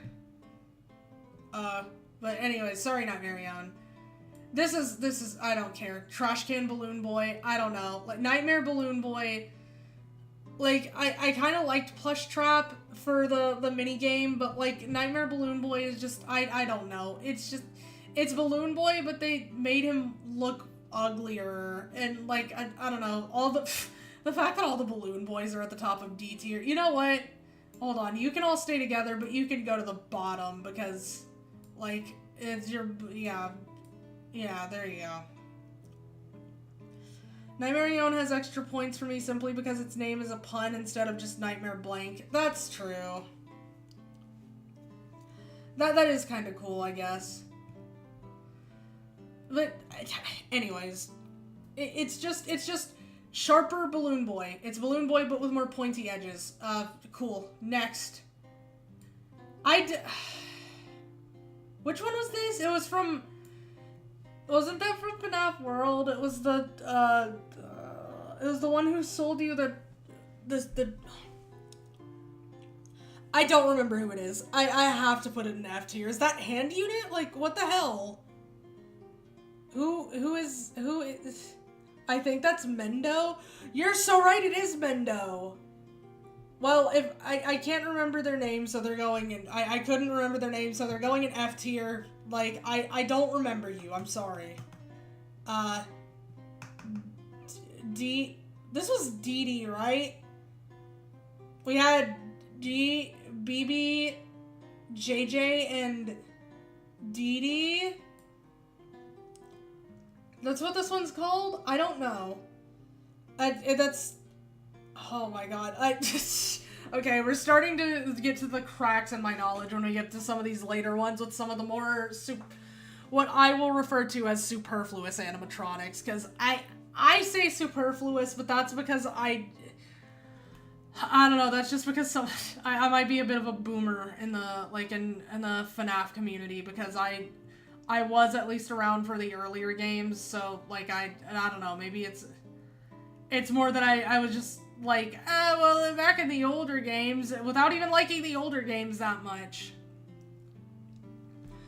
I know we aren't letting gameplay mechanics skew things, but I do like Dee Dee's fucking things up with a little song. I do like that. That's funny. I love the, oh no, something went wrong, whatever she does. It is very funny. So I'm putting her at the top of the little balloon boy parade here, because I do like the song. It is pretty funny. Lolbit. I like Lolbit, but like, what do I say about Lolbit? It's Lolbit. It's B tier. Yeah, we'll put Lolbit in B tier. Lolbit is funny. Lolbit is funny. Lolbit. Fox. Baby. I liked Baby a lot. Baby was like, Baby was... Baby... I can't say that. I was gonna say Baby's like the Makima of, like, Five Nights at Freddy's, because she had the whole, like...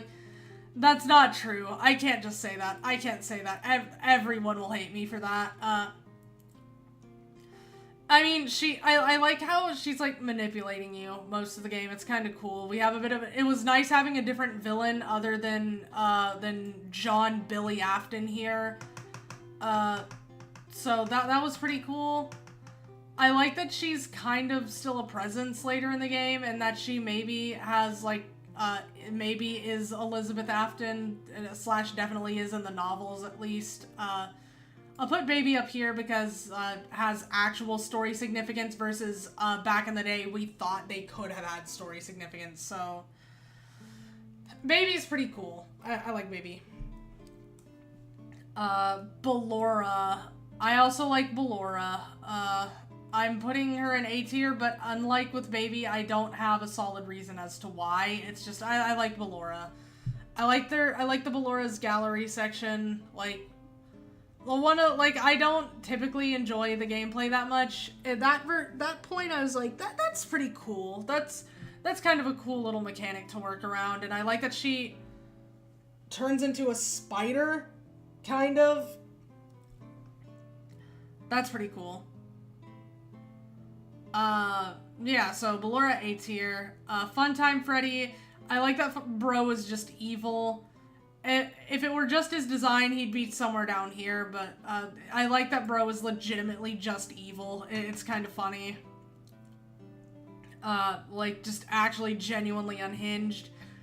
So A tier, because we're getting to the point where the, like, animatronics actually are starting to have personalities, and that's actually doing a lot for them, for me. Funtime Foxy, I like that he's a ringmaster. It's pretty cool. Just a little bit less present than some of these other ones, so I'm putting him a little lower, but I do like him. He's pretty cool. He just doesn't do as much as some of these other ones. At least in, Sister Location. I mean, he didn't really do that much in Help Wanted either, did he? Like... I'm trying to think. I don't remember him doing that much. Well, oh well. He was alright. Shit. This is Yendo, right? Yeah, this is Yendo. I don't know why Yendo is here. We didn't have the Yendo skeletons from FNAF 2, so I don't know why Yendo is here. B tier? He's kind of cool, I guess. I think it's cool that it's just an endoskeleton wandering around. That's very interesting, I suppose. Okay. Yeah, Yendo can go in B tier. I'm trying to think because some of these I'm just ranking by very different metrics and it's hard to keep track. The Bitty Babs and the Electro Babs, a C tier? I don't know. They're just like baby's henchmen. Like some of them like glow. What do I say about that? That's like, okay, babies. They're babies. That's I mean there's like that one game where you're that one not mini game, but that one night in Sister Location where you're trying to hold the door, the little thing closed and they're trying to open it. I guess that's cool. Yendo's here because Yendo is a character that does things in the custom night. Oh, you know what? You're so right. You're so right about that. I forgot. I completely forgot. That's on me. Like I said, it's been years since I have touched a FNAF game. Let's see. The mini arenas go down here also. I guess they're kind of cooler because they have, like, the mini game they're in, they're a bit creepier, I think. Like, where they're crawling into the suit and you have to let them because if you... you kind of have to let them in some cases because if you don't, then, like, if you shake too much, then guess what? You die. You get spring locked. So I'm putting them in C tier. But above the Bitty Babs because they're at least they're at least very creepy. Not very, but like comparatively speaking, they are very creepy.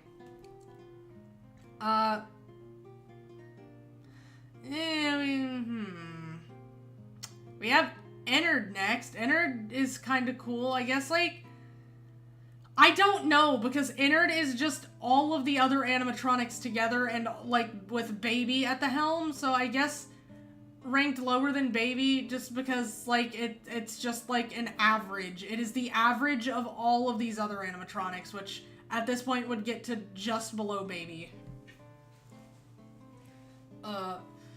It's pretty cool, though. It's kind of, it's a very interesting mechanic where it's just like, okay, a bunch of animatronics, just all of them together in one, like, physical form. That's, like, weird and kind of cool, I guess. And then Ennard doesn't really do anything, because, like, they decide that they're gonna, Among Us, vote Baby out of the hive mind, and then like they just aren't Ennard anymore. They just become Molten Freddy or whatever, and then like later the Blob, but I think it has a name now and I just forgot. Yeah, below Baby. Bonnet and Bonbon. I'm ranking them together. I'll put them, they don't do a lot, but I'll put them next to Funtime Freddy because that's I don't know. He's holding his hands out. I do like that you can use Bonbon's voice to like lure him away, like, hey, everything's alright, go over here instead. And it's like, alright, that worked on him somehow. Ennard is a really cool idea for me, but I think I could only rank it above A if you take into account it's like taking the mask that's been in the center of the Sister Location office for the whole game to use as its face. That's part of it. That is pretty cool. Like, it's been staring at you the whole time in a weird way. But for me, it's also because, like, technically, it's literally only writing the success of it's just the sum of its parts. It's like, it's only as good as it is because the other animatronics are as good as they are. A2 is getting a little crowded. I don't know. Maybe I should have put some of these, like, up here in S, but I don't know. We'll see. We still haven't gotten to my personal S tiers yet, so we have to, I don't know, Foxy maybe, but we'll see, we'll see. We'll see how I feel when we get closer to the end. Molten Baby. That's what it was called. That's what they were called, right? Molten? No, they were Shattered. No, Shattered was Ruin.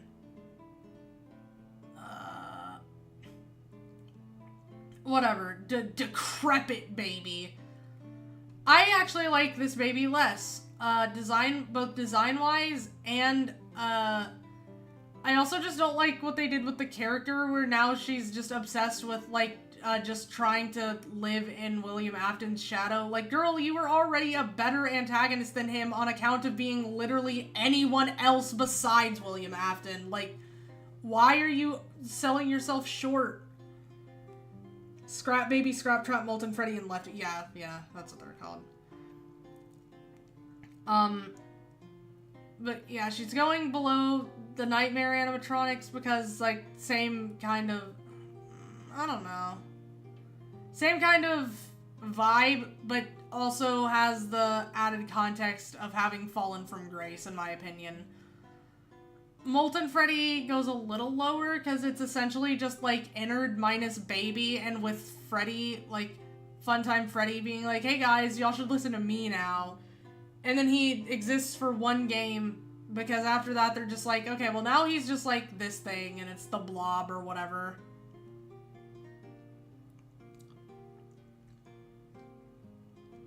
Like, I think I'm okay with it. Nah, you know what? Top of B tier. He's, like, he's kind of cool, I guess, but he also just doesn't have the same, like the context you get with Innard. So he's going in B tier. Peepaw Afton. Peepaw. He's very ugly. And I kind of... Here's the thing. I love that you can see even more of the corpse underneath the animatronic as it's slowly getting more and more decrepit. But... he just kind of looks goofy. I'm sorry. He looks a little goofy to me. So I'll put him in B tier, but, like, lower, I guess, than original Springtrap, because he just kind of looks goofy. And it's almost a little much with the, like, the human parts being shown, like the corpse inside, because it's cool, but at the same time, I think it works so well with Springtrap because it's a mixture of animatronic and human. Like, you can see quite a bit of both. Whereas with this, it feels like it focuses more on the, like, oh, there's a guy inside there than it does with, you know, the mixture of the two. The Tangle isn't even Molten Freddy, it just exists. Yeah, I don't know what's up with that. Like, I really don't. Like, oh yeah, this was just under the Pizzaplex. We don't know why. We don't know what it is. It's just there. It's just there. But yeah, it's, what was I talking about? People Afton, yeah, he goes in B tier right there. Lefty. I actually like Lefty as a concept. I don't know about the design. It's kind of cool. But, like, I like Lefty as a concept of, like, oh, this is meant to contain the puppet. This is the puppet at some point. Let me see. Yeah, I'll put him right there. I see Scrap Trap in a better light after having someone say that it's most likely just Afton trying to rebuild himself as himself, and it looks so goofy because it's meant to be more human, and some of the goofiness is just because of how Scott models humans. It's the closest Afton's gotten to appear as Afton. You know what? I kinda get that, maybe. Yeah, I don't know if it bumps it up for me. Well, hold on. Yeah, you know what? I am bumping it up just because these don't have as much story significance, so they'll just go right there. So there we go. I got the Trash Gang. I don't know, C tier, they're alright. The Trash Gang, they're cool as a bucket. Yeah, there we go. It's a bucket. Like, I know, like, we all, like, we have the meme, like, oh, those are the best characters. Like, yeah, I get that peak character. I agree, but, like, man, I'm trying to rank. Like, what am I doing? Candy Cadet. What do I do with Candy Cadet? I don't know. What do I do with Candy Cadet? Because I actually like Candy Cadet. You know what? Candy Cadet's going up here. I don't know about the design. I like it because it's unique. It's unique on one hand, but on the other hand, it's like, I don't know. It's just like a little doodad. But I also like that he tells you stories that are kind of relevant to the actual game's story, so it's kind of cool. I like it. Helpy. Helpy's funny. Bottom of B tier, I guess. Oh god, not the... Oh... I'm gonna be so real. I don't even remember their names. I don't even remember any of their names. I just barely remember them because it was like, oh hey, like look, they're like incidentals basically. Frog D tier, Hippo is funny, C tier, Pig D tier. That wasn't the pig. Pig D tier. Isn't that Chip? That's not Chip. Chip is the beaver. I don't remember who that is. Elephant. D tier? What do I... Oh, the Rockstar versions of the animatronics. Man, I don't know. They're just the toy animatronics again, but, like, again. No, we're putting them in C tier. We've already done this. Let me see, though, because... I'm putting Nightmare... Nightmare? I'm putting, Rockstar, Foxy just a little above because I like... Where are you? Oh. Just because I really like the parrot. He has a parrot, and it's kind of cool. And the parrot actually does stuff. Helpy being an accountant and the test subject for every minigame is great for me. Yeah, it is pretty funny. I do like that. Break that thing's neck repeatedly in the world's worst ball pit. Yes. Ball X pit. I like Ned Bear just because of how blatantly he must be ripping off Fredbear in the universe. Yes. It's really funny. What was I talking about? Oh yeah. Rockstar Foxy. Yeah, he's alright. I guess. It's just Foxy again, kind of, but he has a parrot, so. Music Man, DJ Music Man. Where do I... He's cool, I guess. He doesn't do a lot.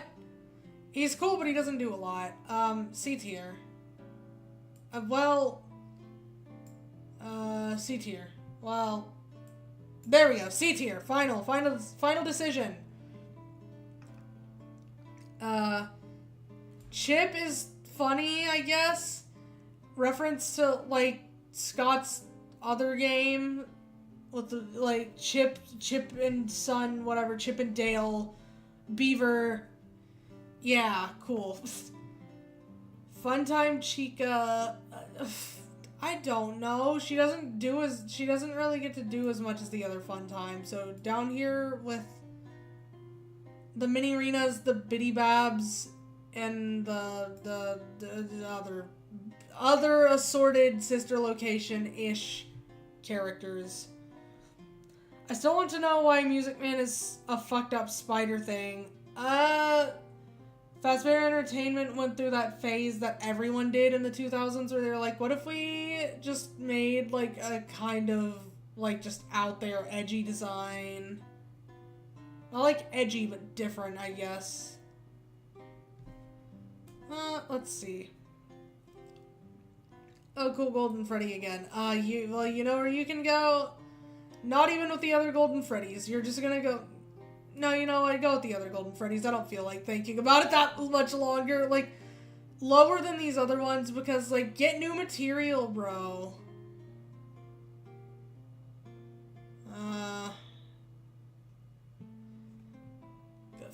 Glitch Trap? Glitch Trap is like C tier? I don't know how to rate Glitch Trap. It's just what? William Afton's Ghost Ghost in the Machine? Like, what? He's the program, but he also has Afton's Ghost. Like, alright, sure?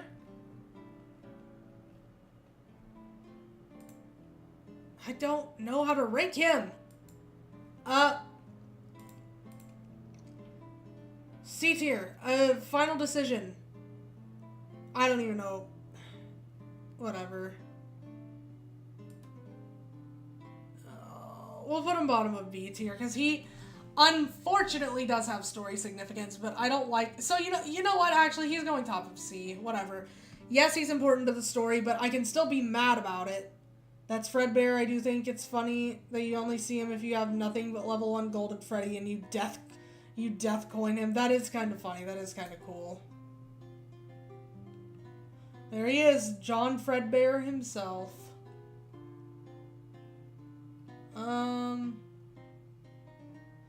Yeah, we have. Oh yeah, the Dreadbear. Dreadbear was kind of cool. I'll put Dreadbear A tier, I guess. Cool design. If they were gonna put Dreadbear here, I wish they would have put like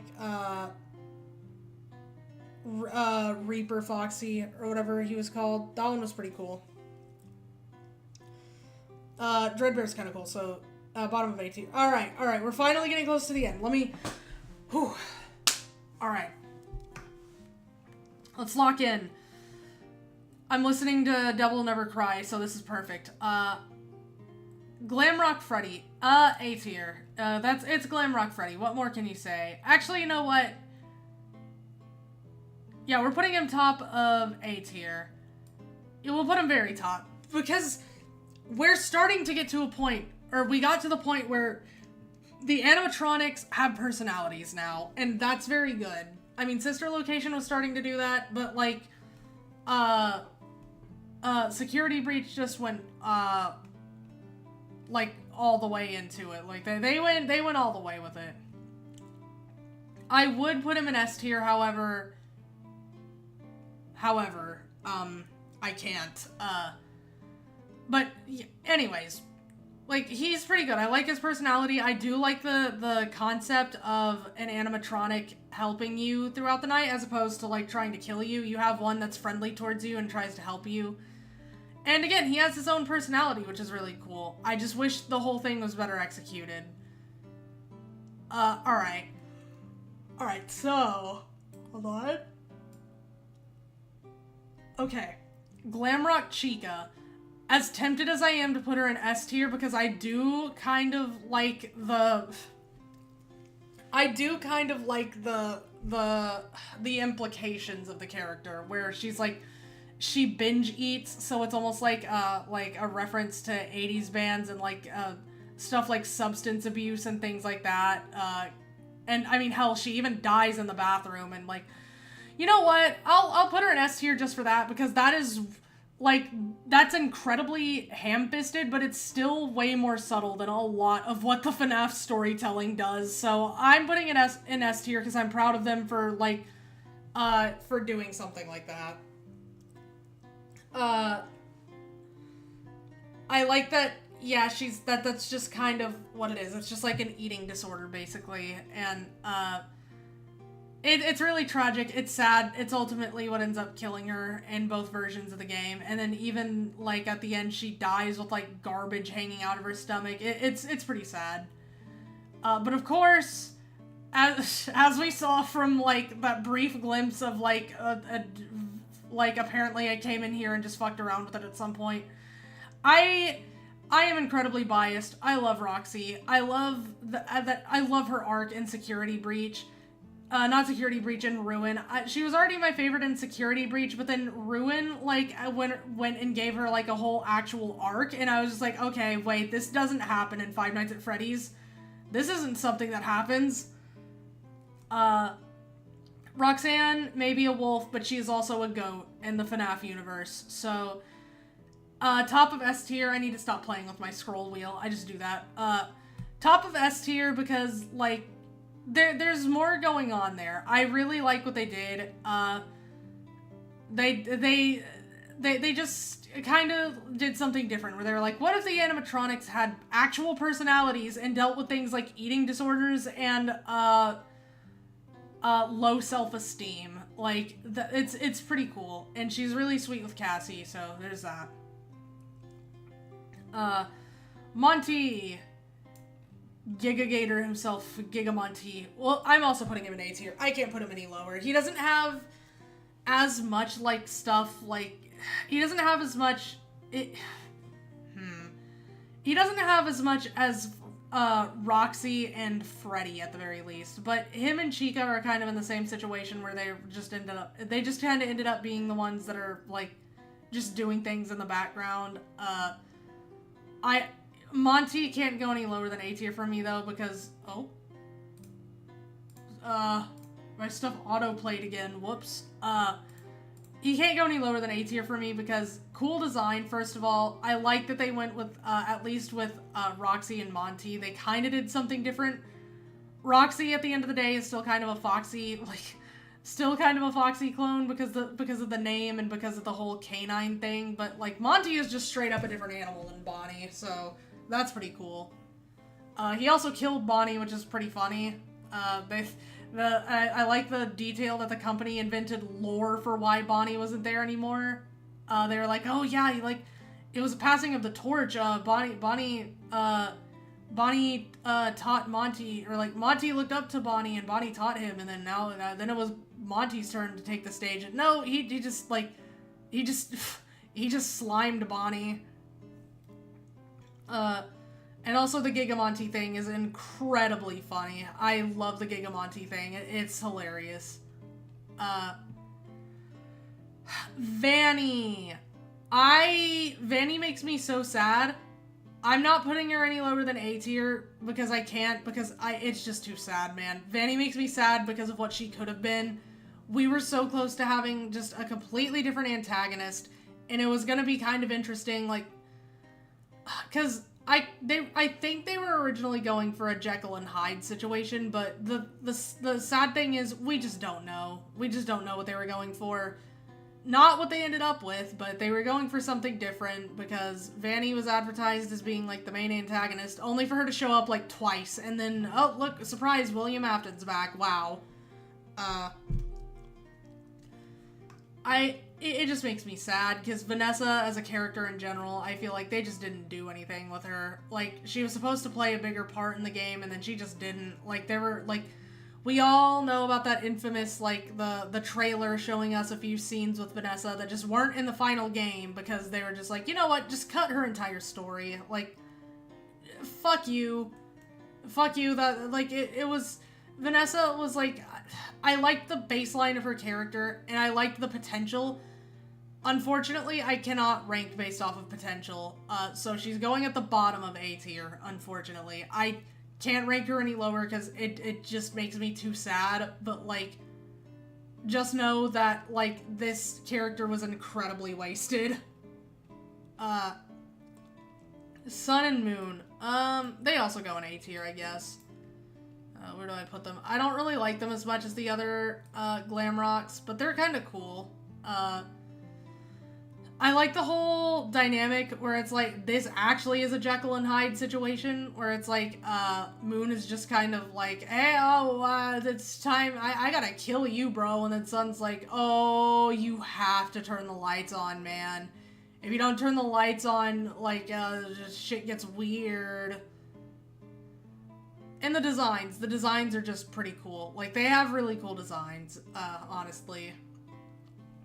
I don't like them as much as some people do, but again, I cannot ignore the designs. The designs are pretty cool. And that's all I really have to say about them. DJ Music Man again. I'm just gonna rank him right here. I'm ranking him higher because the song is, I guess the song that plays during the chase is kind of cool. I like it because it sounds like Pain from Cyberpunk 2077. Vinny mentioned. I love how Sun and Moon are both just terrible daycare attendants. Like, you have one job and somehow neither of them can do it. Both of them together can't do it. Like, come on, man. Like, you should know how to handle this. This is your whole job. Yeah, it's funny. We have messed up the I think these are the ones that chase you through the vents.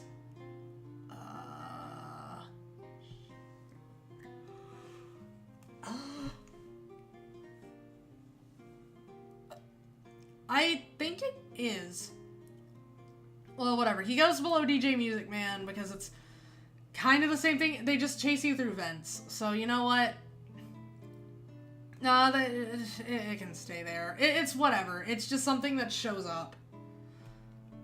We have the Tangle. I don't know. Knowing that this is just something that exists for no reason kind of makes me incredibly mad, and I'm just going to put it in C tier. Design-wise, it's kind of alright. You can see different pieces of different animatronics in it, but, like, it just feels like they're just like, okay, so Ennard was a good idea.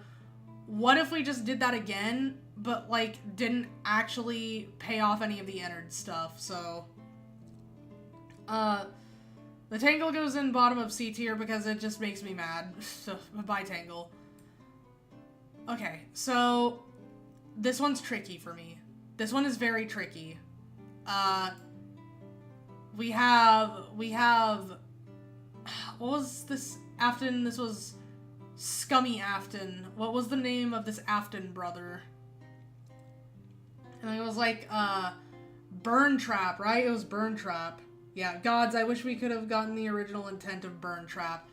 Exactly, it is such a cool design. It's just a mixture of charred, like, animatronic parts and human flesh, and you can see the human teeth and everything. It's really cool. It takes the best parts of both of these, of both Scrap Trap and Spring Trap, and just combines them.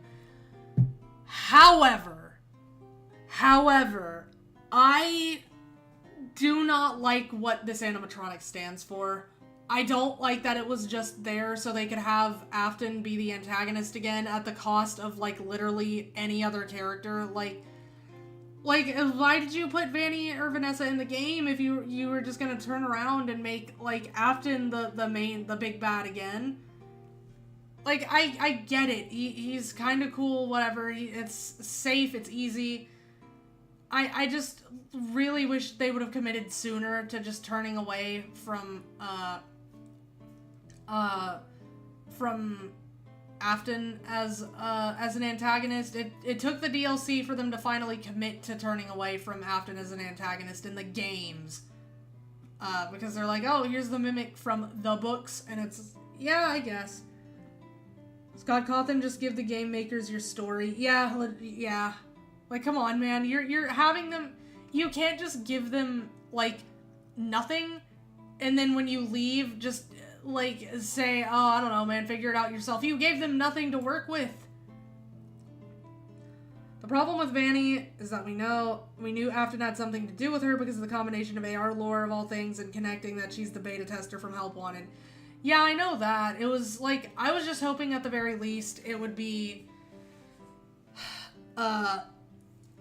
at the very least, it would be more of a, like, apprentice taking the place of the master kind of thing. Like, Vanny, taking Springtrap's place. Even if it would have been connected to, Afton, it wouldn't have been Afton himself. And, like, Vanessa would have been, like, the unwilling host. As far as we knew, they could have done something else with that, where, Sight turns out she actually did want to do it. They could have done anything with that, but again, it's always a bad idea to fall in love with potential.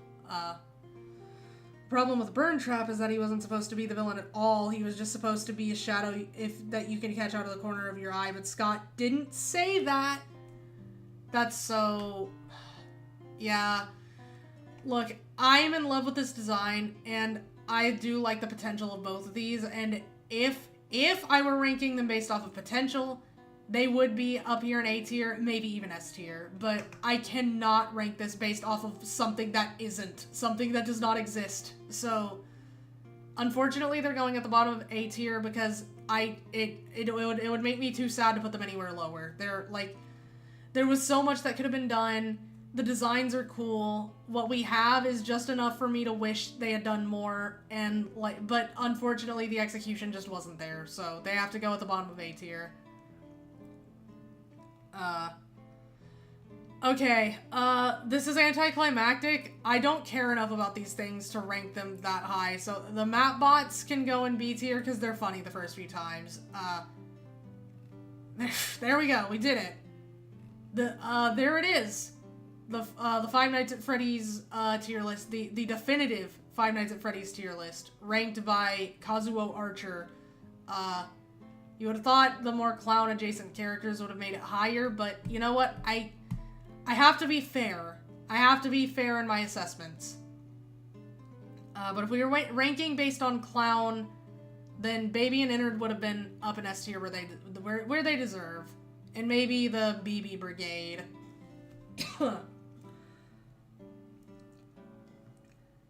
So when you give the people the barest of information and throw in Mr. Big Bad 5 years running exists and not specify that he isn't supposed to do shit, of course he's going to do shit. That's fair, yeah. Scott really did give them nothing to work with. He was like, okay, here's the basic idea of the game. Here's the models and shit. I'm gonna leave. I'm gonna go retire rich, make a movie, and then y'all figure this out yourself. Bye. It's unfortunate, because if Scott had given them, like, anything, or if he hadn't have left, either one of those two, then I feel like it would have been, a lot of the issues could have been solved, especially the issues regarding, Vanny and Burn Trap. Ugh. Okay, that one took a while. But you know what? I'm going to do one more. It has to be a short one, so... Actually, I could probably look at these and... Wait, which is this? Is this colors? Oh, I can't do that right now. Wait, maybe. Hold on. Give me a second. Ruby... Personagen. Oh! The fight scenes! I love the fight scenes. Okay, we're not ranking that, though. Characters, though? What is this? I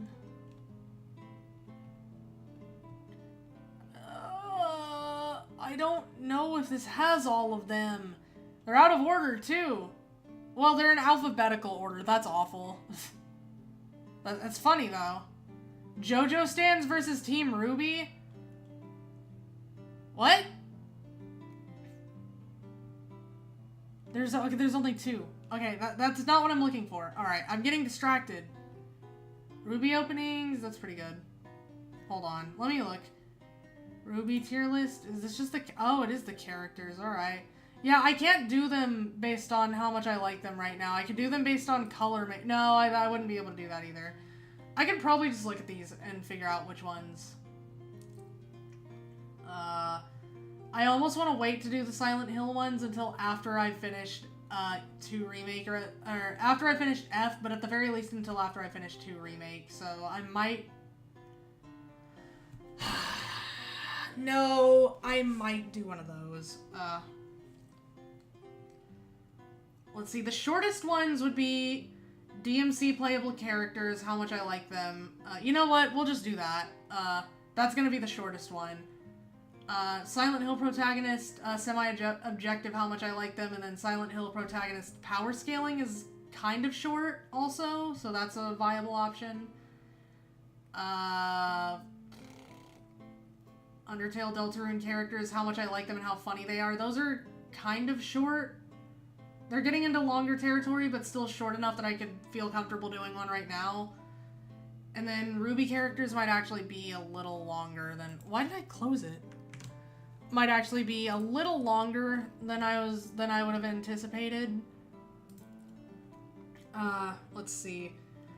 There are some that are, like, the Genshin one is gonna be long. I mean, it's just rating drip, but, like, It's still gonna take a while. There's a lot of characters. There's some of these that are gonna be, like, entire streams unto themselves. Like, like, we're just gonna have one tier list Friday that's just gonna be ranking video game franchises and anime, because look at this. Hold on. Let me just find it real quick. Video games. Video game franchises. This is going to take me hours. Like, even accounting for the fact that some of them I'm just gonna be able to do, like, this and then be done. Like, I can't do that. Like, that's not gonna be the case for all of them. Like, some of them I will just be able to get away with putting never played or having basic thoughts on, but there are gonna be some that I'm gonna go into deep, like,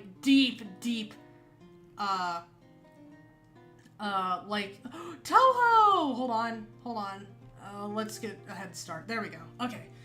As I was saying, there are gonna be some I'm gonna have, like, pretty deep thoughts on, so this one's gonna take a while. Like, even some that, like, I mean, me talking about it right now, I'm not even ranking them, and somehow I have a lot to say. But, like, basically, even something like this, like, I don't play Half-Life. I'd probably still have thoughts about it because I have thoughts about Valve in general, so, like, I don't know. We'll see. Little Big Planet. Yeah, there's a lot. Ao Oni, I guess that is technically a franchise. It did become one, didn't it? Oh god, we can't do this right now. We can't do this. We'll reset. There we go. But that one's gonna take forever. This one's just, oh my goodness. This is so many. This isn't even franchises. This is just individual games, and there's like 1,000. Oh, hey, Devil May Cry 3.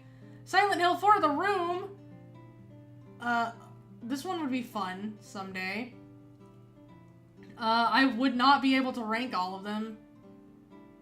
I mean, I just legitimately wouldn't be able to. Some of these I just haven't played. Super Mario Galaxy, my goat. Hey, Mirror's Edge. Oh, this is insane. Oh, hold on. I think I might have, forgotten how much 1,000 is. Silent Hill F is here! They updated it! Okay. Yeah, we're gonna have to do this one at some point, but that's gonna be a project. That's gonna be a multi-Friday thing. Multi-stream thing. Okay, then I guess we're gonna rank... hold on. DMC playable characters? I could... Hold on. Silent Hill... How short is this one? Because I might be able to do a few. All Silent Hill protagonists. Yeah, I think this is the one I was gonna do. Jame is here twice. This one would actually be pretty short. Hold on. I think, actually, that one might be shorter than DMC playable characters because I forgot how many playable characters there are in DMC because it's gonna count characters like Trish and Lady that you can unlock. Let me look. Devil May Cry. That's Far Cry. That's, I mean, someone's crying, but it's not the devils, as I said. That's When They Cry. That's Chainsaw Man, not even really close on the title. Devil May Cry characters plus variations. Oh, this is like all of their... Okay, hold on. Which one did I... Oh, here it is. Playable characters. Yeah, weirdly enough, the Silent Hill protagonist is going to be shorter because it's counting not only different iterations of Dante and Virgil, but it's also counting, like, the unlockable characters like Lady and Trish, and counting them multiple times in the case of, like, Trish, where you can unlock her in 2 games, so... yeah, we'll do the Silent Hill, I'm probably gonna do how much I like them first, as opposed to,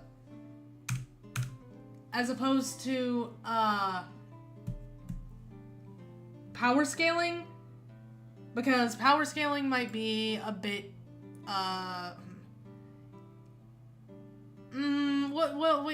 it's not that big of a deal. I'll just do how much I like them, though. So really quick, one last tier list to round it out. Harry Mason, This is a,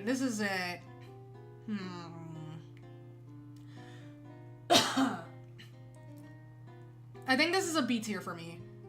Well, maybe.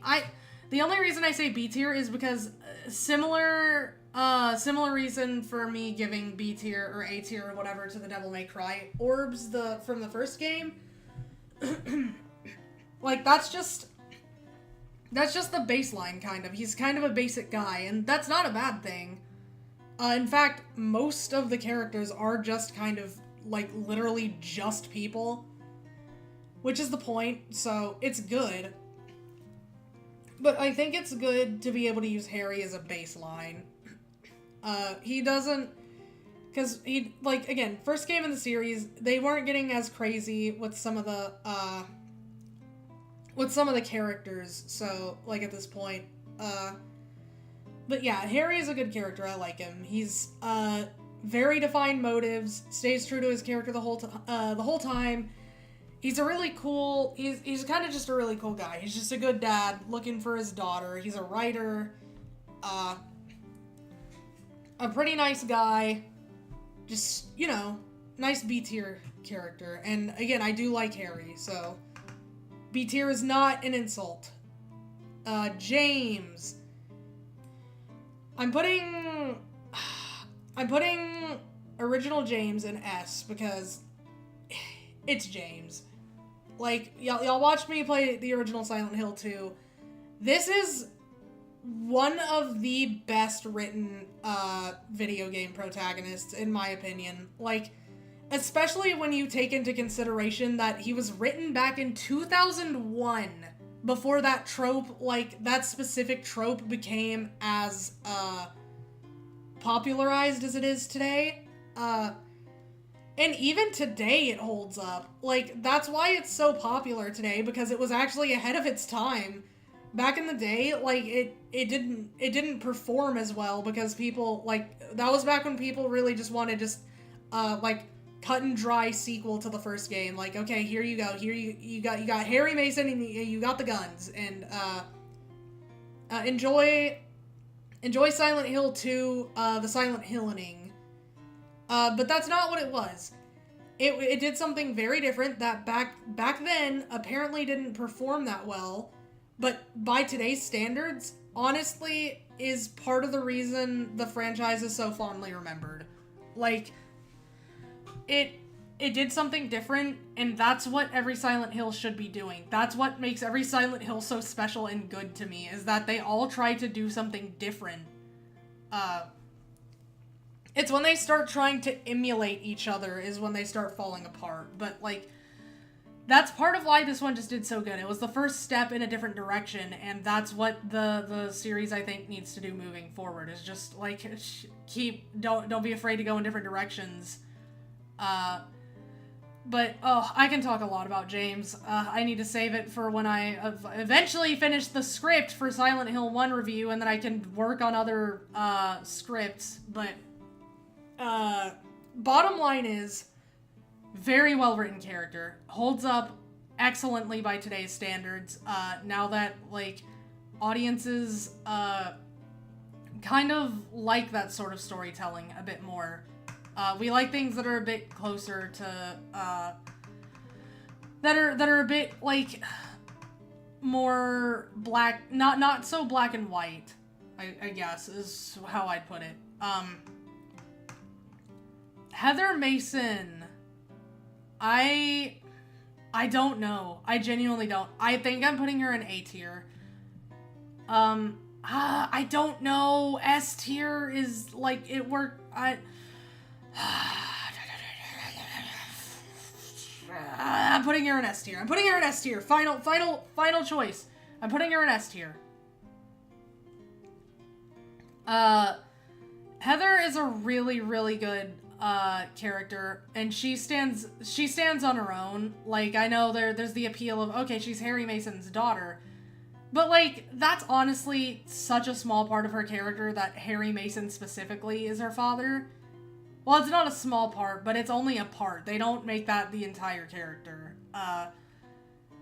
She's like, what makes her so good is she really is just like she is just a girl her age. She is just a teenage girl. And the fact that the horror in the game, as per the rest of the Silent Hill games, is tailored to her specifically, and by extension tailored towards girls her age specifically, is like, it's really good. It just really works because the personalized horror is always really good. But like, because we're like, this was the first time we had a female protagonist, they were able to like explore different kinds of thoughts and emotions and fears with the monsters and with the other world, because like they just like you just have, it's a different experience. So of course like the other world and the monsters are gonna look different. Like women and men just kind of feel different ways about things. Like, I don't think Heather and Harry would be scared of the same things unless there's, like, some very obvious through line. And then same with James and Heather. Like, they don't... You can't tell me they had the same experience. They just, like, objectively did not. Even outside of just being different characters. There's just, there's some stuff I can't talk about right now because, spoilers. But, yeah. Heather, very good character. I like that you actually see, if you pay attention, you can tell, like, at the end of the game, she kind of uses, humor as a coping mechanism. Like, the line she has with the, don't you think blondes have more fun? She's, like, a lot of people are like, oh, why isn't she taking it seriously? Have you considered that that's the entire point, that she's not taking it seriously? Like, joking in difficult situations, or like just making light of things or not thinking too hard about them, is a very common coping mechanism, and I know that because that's my main coping mechanism. I am a clown after all. I like to make things funny and fun if I can. So like, I definitely understand that. It's a very nice detail. Henry Townsend. Henry, my boy. I have to put him B tier. I'm putting him in B tier because I don't know. I love Henry. I love him as a character. I love that he's like technically, like, I love the what's it called? The idea, I guess. The initial concept that the Otherworld this time around is not the playable characters. Like, the Otherworld and the monsters within it aren't shaped by Henry, they're shaped by Walter. And I know people are like, oh, that means Walter is the main character. Well, yeah, I guess technically, but like, you're playing as Henry. And he is the last of the 21 sacraments, so he is still, like, important. He's just some uninvolved guy who kind of got unlucky and got involved by accident. However, the concept is cool, but he also has the personality of a foot, so he's like even less reactive sometimes than Harry, who was like, that was the first character, Henry. What the hell? That's not to say I dislike him. I like him. I actually think it's really funny how just, like, unmoved he is during most of the game.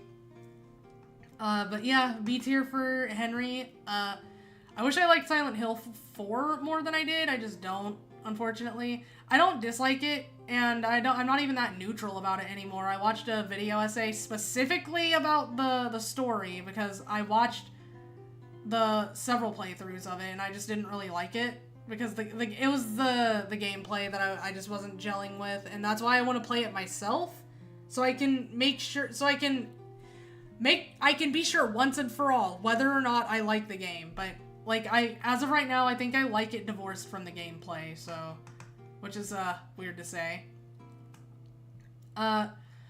Travis Grady. I'm going to be so real.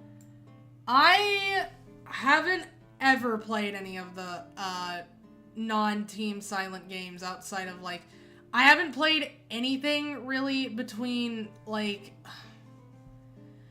the games everyone universally agrees are bad. I mean, some people will tell you, like, these are the Sonic 06 of Silent Hill, in the sense that some people will tell you, hey, they're good, go play them.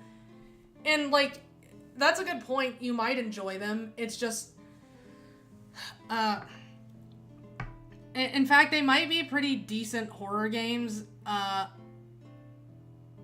don't know. It's just, they suffer from almost what Silent Hill 4 suffers from, but worse, because, like, Silent Hill 4, like, it's at its best when you aren't trying to compare it to its millionaire younger siblings and its millionaire older siblings.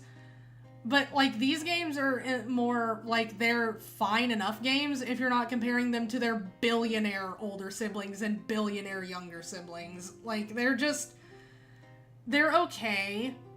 If you play them in a vacuum, they, like, at the very least, they're almost like B-movie horror, where it's like you can enjoy them, like, even when they're bad, just because it's, like, ironic enjoyment. But in some cases, I think there's also just some unironic enjoyment to be found there. I just wouldn't know because I haven't played them. I've watched playthroughs. I've watched deep dives. I don't care much for them. I don't really like Travis Grady as a protagonist either. I don't know. It's kind of interesting what they were doing, but I don't want to fall into the trap of saying everyone who's even slightly similar in some way is just copying, quote unquote, because copying is when you're slightly similar to someone. But you really can tell that they just, like, looked at, James from Silent Hill 2 and were like, okay, we need to make a character who's complex like that again. And they couldn't do it. And that's going to be a theme with these next few games. Speaking of looking at Silent Hill 2, and trying to do that again, Homecoming, Alex Shepard. I'm also putting him in D tier. I'm putting him below Travis Grady because I don't like the twist about his character where it's like, oh, actually, like, because he's a soldier, right? You start the game and he's like, oh, I was in the field and now I've escaped from this place and now I'm back. I was a soldier, whatever. Halfway through the game, you find out he wasn't a soldier. He was in a mental hospital. He was just imagining the whole thing, and it's not pulled off well. I do think there are maybe ways you can pull that kind of twist off, like the whole, oh, well, it was actually all in your head. That's not the way to do it. That was not the way to do it. He's going bottom of D tier because, like, they just, that twist is awful. They also kind of try to do the Silent Hill 2 twist, but worse. And they also have, like, the most pepino spaghetti. Exactly. They also have, like, the most, like, it's so obvious that, I already forgot the brother's name. His little brother, it's so obvious he's already dead. Like, he acts in the most ghost child way possible. Like, the whole thing with Laura from Silent Hill 2 is you aren't sure at first, because she is just kind of a normal kid, but everything else is so weird that her being normal is just the weirdest thing about her. But with, like, his brother, he's just in all of these places he shouldn't be. He's not reacting to certain things. Like, could you make it any more obvious that this is a ghost child? God, I'm not even talking about the character anymore. I'm talking about the game. But that is part of the character, that twist where it's like he accidentally killed his younger brother. Spoilers, I guess, for anyone who does want to play Homecoming. The twist is he accidentally killed his younger brother, which I'm gonna be so real. I think an accidental, like a manslaughter thing, could kind of work if you're specifically only dealing with the guilt of it. But I don't know.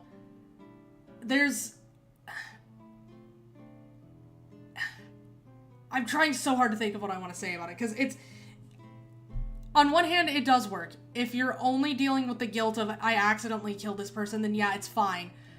But it's never going to be as interesting as a certain someone intentionally killing someone close to them for very selfish reasons, but also very human reasons that don't at all justify it, by the way.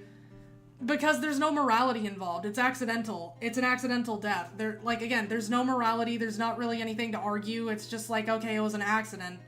Whereas with James, we can go back and forth all day on whether or not I think he's a good person, and I'll give you a different answer every time. I don't think he's a good person, but I also don't think he's a terrible person. But with Alex Shepard, it's just, I don't know, he's an alright person. He, accidentally killed his brother and thought he was a soldier for a few years. What else? There was something else I was gonna bring up. Oh, okay, so his childhood friend, Elle. Fun fact, her name is Elle, like E-L-L-E. But the reason it's Elle is because it was originally the letter L. Because what they were going to do was they were going to have her be Laura from Silent Hill 2, which is... Why? They put Pyramid Head in the game too, and why? And they made the character's last name Shepard. That's Maria. That's Mary's maiden name. Mary Shepard Sunderland. The callback kind of worked in Silent Hill 4. Superintendent Sunderland in Silent Hill 4 was James's father, whatever. It was a nice nod, I guess, and it was back when they were, at least, kind of in the same area. I mean, I guess Shepherd's Glen is in the same area. It's on Toluca Lake, I guess, if nothing else. Kira, I know what you are, Kira. True. I know it sounds like a double standard to say I was fine with the, Superintendent Sunderland reference in Silent Hill 4, but the thing is, I don't actually care about it in Silent Hill 4. So it's not that I like it, it's just that's something that happened. That's James's dad, I guess. I don't care. It doesn't add anything to James for me. It doesn't even add anything to Silent Hill 4 for me. It's just not intrusive. That's all I can give it, is that it's not intrusive. And then I guess they reference the fact, I think Henry has an article or something about a man and his wife going missing in Silent Hill, and that's oh, hey, that's a reference to Silent Hill 2. The references are fine when they're just tiny, connections, and they did, with Silent Hill 4, iterate upon, the murder of Billy and Miriam Locane. That was, you see the newspaper in Silent Hill 2 that talks about Walter Sullivan murdering Billy and Miriam Locane. Well, Walter Sullivan is the main antagonist of that game. But the thing is, it has very little to do with Silent Hill 2. It's just okay, they took this thing that was mentioned in Silent Hill 2 and developed it. With Silent Hill Homecoming, the issue is that not only are they taking things the last name of an existing character, okay, this is Mary's maiden name, Shepard, so these characters are related to her somehow. Elle was supposed to be Laura for some godforsaken reason, and then Pyramid Head is also there, ignoring the fact that Pyramid Head can't be there because James isn't there. How is Pyramid Head there? He should not be there. That was probably the most egregious thing, is just having Pyramid Head there when he just should not and could not be there. So it's just a compounding of all these little issues, along with the fact that it's obvious that Silent Hill Homecoming was trying more to either be an homage to Silent Hill 2 or trying to be a reimagining of Silent Hill 2, not reimagining, but taking the idea from Silent Hill 2 and doing that. More than it was trying to be its own game. It wasn't trying to do its own thing. It was trying to do Silent Hill 2. That's what it comes down to, and that's what Alex Shepard as a character comes down to for me. It's just, he exists as a vehicle for all this stuff, and unfortunately, he doesn't really have that much of a character, because you get told halfway through that, okay, well, that's bullshit. That was a lie, and also the one thing that could have been interesting, that could have given you, something... That could have given you something to make you stand out, maybe a moral issue, is no, that was an accident. So what does he do? What does brother do? If someone does Alex Shepard or Silent Hill Homecoming, I don't think you're I don't think you're wrong or anything at all. Like, if you like it, that's good. That just means you saw something in it that I obviously didn't, and I'm very happy you did, and I wish I could. That's kind of how I was with Silent Hill 4, but for me, I'm just, like, any of the games outside of, like, the Team Silent games, or the newer games that they have just started making, are a little, that was their kind of awkward phase. That was their dark era where they were kind of moving with the trends a bit too much, where they were like, okay, well, everything's getting grittier and focusing more on action, so our series needs to also. And focusing on action isn't inherently a bad thing, but the way it was implemented most of the time was, like, even worse than normal for a Silent Hill game. So it's hard to look past that, too. But yeah, Alex Shepard, D tier. Probably honestly gonna be our lowest, if I'm being completely honest. Harry Mason from Shattered Memories. I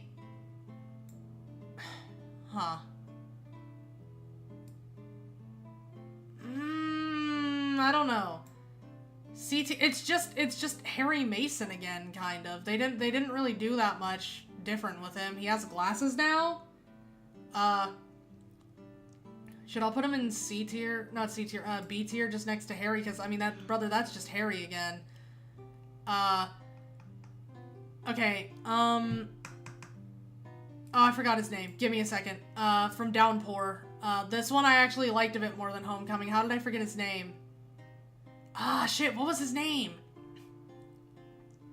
How do I remember Alex's name, but not his? This is the one I actually liked a bit better than Alex. What the hell? Give me a second. It'll come to me. It'll come to me eventually.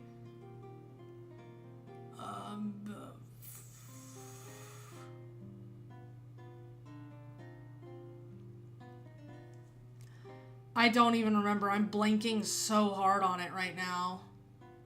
What was the name of the guy from Downpour? I mean, I didn't like Downpour that much, but I liked it a bit more than, Homecoming, at least.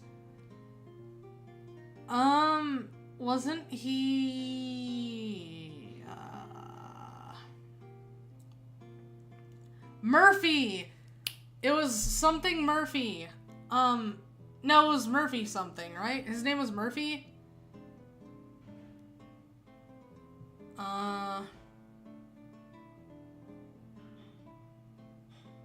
What was it? It was something Murphy.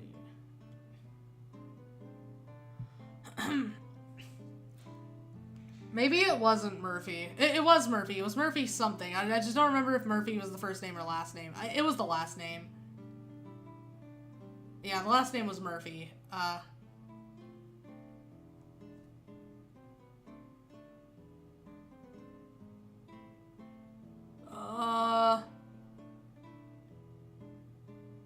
Shit, I don't remember. I don't remember. Why can't I remember?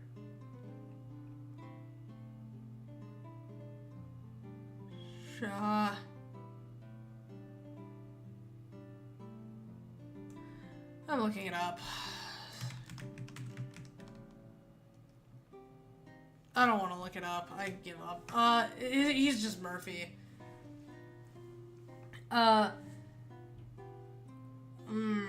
He's just Murphy. Whatever. He's a C tier. He's a C tier. We finally get to the ranking. He's a C tier.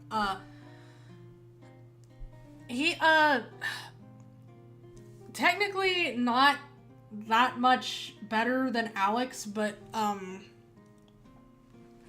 don't know. He's, at the very least, I appreciate that they tried to do something with him, like, in terms of making his morality a bit different. Like, what was it? He's in prison. You don't know why at first, then you learn, he got into prison on purpose by stealing a car and speeding, because the guy who murdered his son was in prison, and he, went to prison so he could go kill that guy, basically. So there is a bit of a moral thing going on, with him, writing-wise. They don't do much with it, but not to mention I think the, what's it called? the pyramid head, so to speak, is the main antagonist. For James, it was like Pyramid Head. For Henry, it was Walter. Some of them are just real people, huh? Weird. So on and so forth, basically. The main antagonist for this one was basically, like, I think straight up his name is just the Boogeyman, which is kind of funny. And a bit on the nose, honestly, but, like, whatever. It's pretty alright. I don't like him that much as a character, but, I appreciate that they at least tried to do something kind of different. Even if it fell a little bit flat. He's a boring character, mind you. They don't really do much with him, like, outside of the, okay, he went to go kill that guy, and he's mostly a good person kind of thing. But, yeah, I don't have much to say about him. Sorry, Murphy. Anita. That was her name, right? Anita? Yeah, A for Anita. Anita is pretty good. I like her a lot. It's been a while since I've seen anything with short message. I weirdly didn't actually like it that much. I wasn't a huge fan of it anyways. It's not that I disliked it. It's not even that I didn't like it. I just didn't like it as much, weirdly. But it was good. It was pretty good. And Anita as a character is pretty interesting, so... I actually don't have much to say about her either, unfortunately, but I do like her, so... She's our first she's our first A tier, and, I think I'm fine with that, because I just don't have much to say about Anita, but she's a good character. Alright, Remake James. Remake James is going above Original James, because I've said this before while I was playing, I think. I like that they gave James a bit more of a personality. I like that they made him a bit more, like, what's the word? They made him a bit more soft towards the people around him, and you can really tell the difference between his interactions with Eddie. They're different to his interactions with Angela, are different to his interactions with Maria, are different to his interactions with Laura. Whereas he kind of interacts with everyone the same way, like the same general way in the original, which also isn't a bad thing. I just personally like how you can see the different facets of James' personality and how he interacts with everyone else. Like, he's uncomfortable around Maria for obvious reasons. Laura, he doesn't really know how to handle. He's awkward around everyone in one way or another, but Laura, he's just kind of, got a rough relationship with at first because she doesn't like him for reasons that you find out. But, so he's kind of he's usually, like, kind of at her mercy in most interactions, which is really funny. His interactions with Eddie are, like, you can tell he's like a nice guy. He is being nice most of the time, and Eddie just takes most of what he does and says the worst way possible, but, like, he's also a little, like, what's it called? What's the word? Dismissive of Eddie. Like, when Eddie asks him in the bathroom, like, oh, hey, do you want to work together? We can find a way out of this town. And he's just like, nah, I'll be fine. It'll be all right. I'm looking for my wife. But then with Angela, when he's actually the one to ask Angela that, like, hey, do you want to work together? It's I know what you mean now. This town's kind of dangerous. And there's actually a lot of reasons for that, and I like that there's a lot of reasons for that. For one, it's probably, like, James probably just feels differently about Angela than Eddie. Like, it's probably more alright with her just because, I don't know, like, just general James weird. But, how are you doing? I'm doing very good. We're ranking Silent Hill protagonists based on how much I like them. But, like, it's partially most likely because, you know, she had the knife thing and had that whole thing where, like, she was obviously having the suicidal ideation and stuff, so he's probably worried about her in that regard. And second of all, they're both actually looking for someone. Eddie just wanted to escape the town, or at least find a way, like, find somewhere safe. Angela and James they kind of share a goal. They're both looking for someone. They have that common thread, and although James denies it at first, Angela is right. Angela is right about them being similar in the ways that she's implying. So it's very interesting. And you can really see the differences in their interactions and James's interactions with everyone in the remake when there's like a little bit more subtlety and nuance that comes with a more realistic performance. And I think that's really good.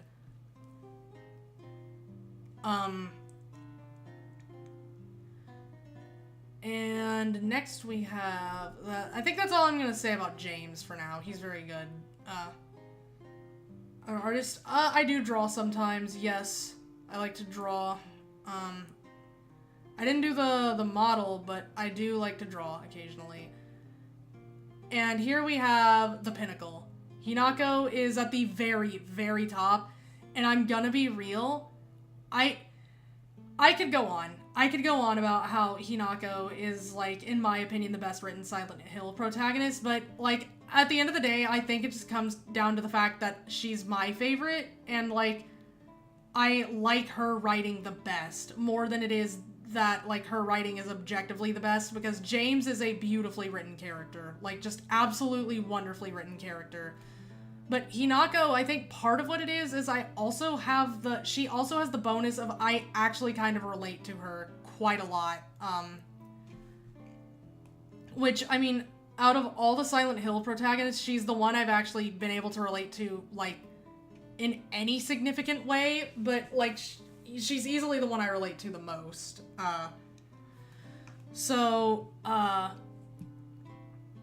It's very hard to say that she's the best written. It's more, like I said, that for me personally, I like her writing the best.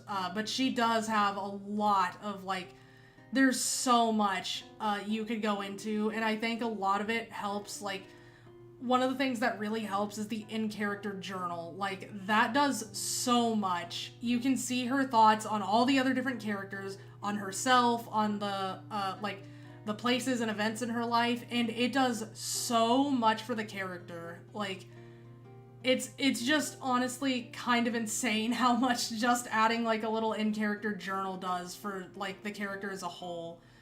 But, like, her interactions with characters, or, like, the way Ebi Sugaoka, like, her Silent Hill, so to speak, the way it looks, the way, the monsters look, the way, like, it shapes reality, it all says, like, a lot about her, and I think it all connects very, very well together.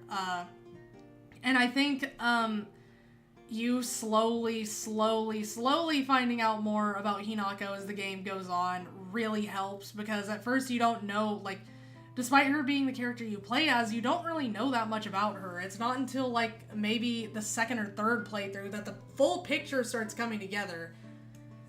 And she's just a really solid character. Like, she's also, like, her personality stays 100% consistent throughout the whole game. Like, anytime it doesn't is when it's intentional. Like, basically the kind of like the dichotomy between the other world and the real world, so to speak. Like, she acts different in both of those because she literally, it goes into something she herself says in her journal, how she feels like there's two different versions of her.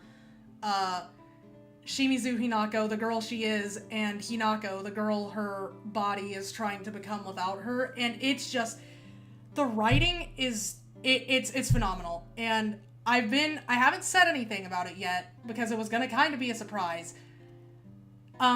Silent Hill F is what finally convinced me to play When They Cry, and I was planning on playing it soon. I was planning on playing it after I finished my, like, replaying Devil May Cry, which I'd already done that by now.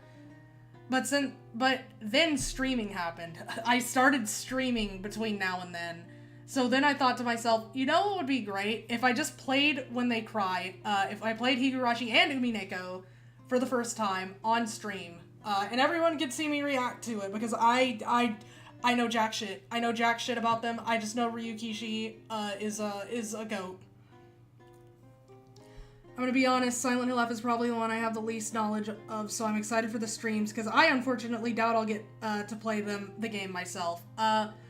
Well, I'm looking forward to sharing it with you in that case, because it's, I want you to know, for as much as I love Silent Hill 2, and for as long as I claimed it was my favorite Silent Hill game, after I finished Silent Hill F, I went back and forth. It was a fight. It was a honest-to-God fight to see which one was my favorite.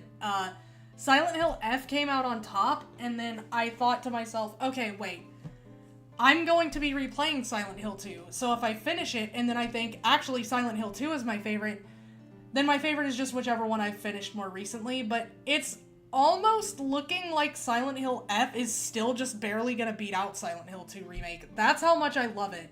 For as much as I gas up Silent Hill 2, for as much as I glaze it, as much as I love it, Silent Hill F is just, like, for me, there's no topping it.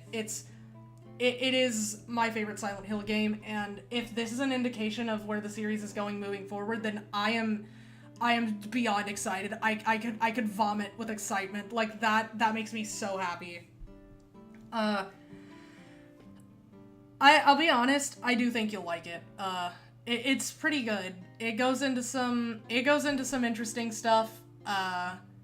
I'm not gonna spoil it, so I won't talk that much more about it. And I'm glad I've been kind of vague about describing some of her character, because the game is really at its best when you're going in blind, as with any Silent Hill game, but like especially F and 2. F and 2 need to be experienced blind, especially. But yeah, it's an experience. I can't promise 100% that you'll like it, because I do fully admit that Silent Hill games in general are very hit or miss, but it is one of those games that if you like it, you're probably going to really like it. All I can give you is my confidence, my opinion that I really do like it, but I also understand some of the problems people have with it, because the two main ones I've heard, one of them has actually kind of been fixed, and then a second one is like, it's understandable, but it's also part of the experience, so it's not the combat. I'll give you a hint, it's not the combat. I'm not counting the combat as something people complain about, because that's something people complain about with every Silent Hill game, so I almost don't feel like counting it, because every time a new Silent Hill game comes out, like, it happened with Silent Hill 2 Remake, they were like, oh, there's, like, more combat, and it's like, yeah, that's been the case for a while. Like, every new one that's come out since maybe the first 2 or 3 has been more combat, and honestly, at this point, I think it's just worth accepting that, like, janky combat is part of it. And if you don't like that's fine, I can understand that. That's just me saying, like, I mean, it's been part of the series for longer than it hasn't, but I guess if we want to go down that route, technically, like, the game the franchise has been mediocre more than it hasn't, because of the little dry period it had. But regardless, I could talk about Hinako all day. I could talk about Silent Hill F all day. If I could talk about Silent Hill 2 or James all day, then I could talk about Silent Hill F or Hinako all week. I really love Hinako as a character, and I love Silent Hill F as a game, and that break between Silent Hill games is looking less and less tempting as time goes on, because, it's making me want to play Silent Hill F again after this, but, anyways, I'm fine with this ranking. This is it for me. This is the definitive, list for me. So, now that that's done, we have a few more left that we will get to another time, because, like I said, I can do maybe 2 or 3 of these at a time, per stream, depending on which one it is, because the video game franchises and anime tier list are probably going to be either one stream, or in the case of some of these, multiple streams. So, for now, that will actually be all for today. Thank you all for coming to watch me, just rank stuff. again, I know it's not a lot happening, but that's kind of the point. It's just supposed to be like a nice little downtime between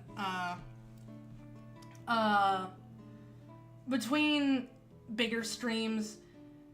Tomorrow is actually a break, and then we're going back to Silent Hill 2 Remake, but I think streams like this are, like, really helpful for when I am doing games like Silent Hill F or Silent Hill 2 Remake, things like that, where I can just have a nice sort of brain off break sort of stream.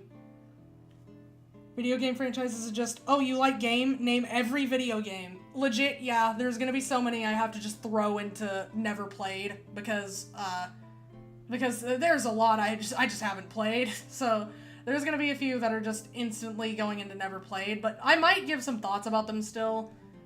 But regardless, I am a person who has many thoughts, and I'm a person who likes to talk about my thoughts, so something like that is gonna take a while, especially for the games that I do either like or hate. I have many thoughts about them, so.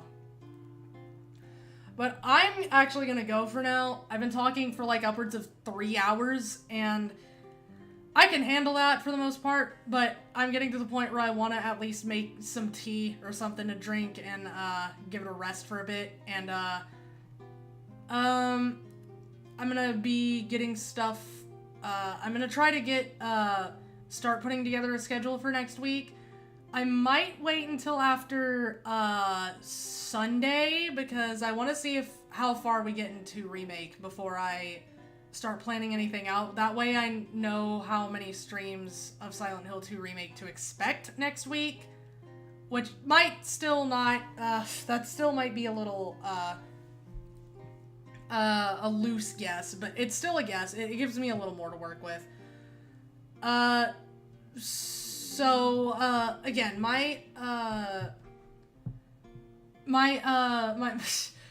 most of my ideas for tier lists, I'm not gonna add to this just yet. Maybe eventually I will, but this is just what we're gonna do.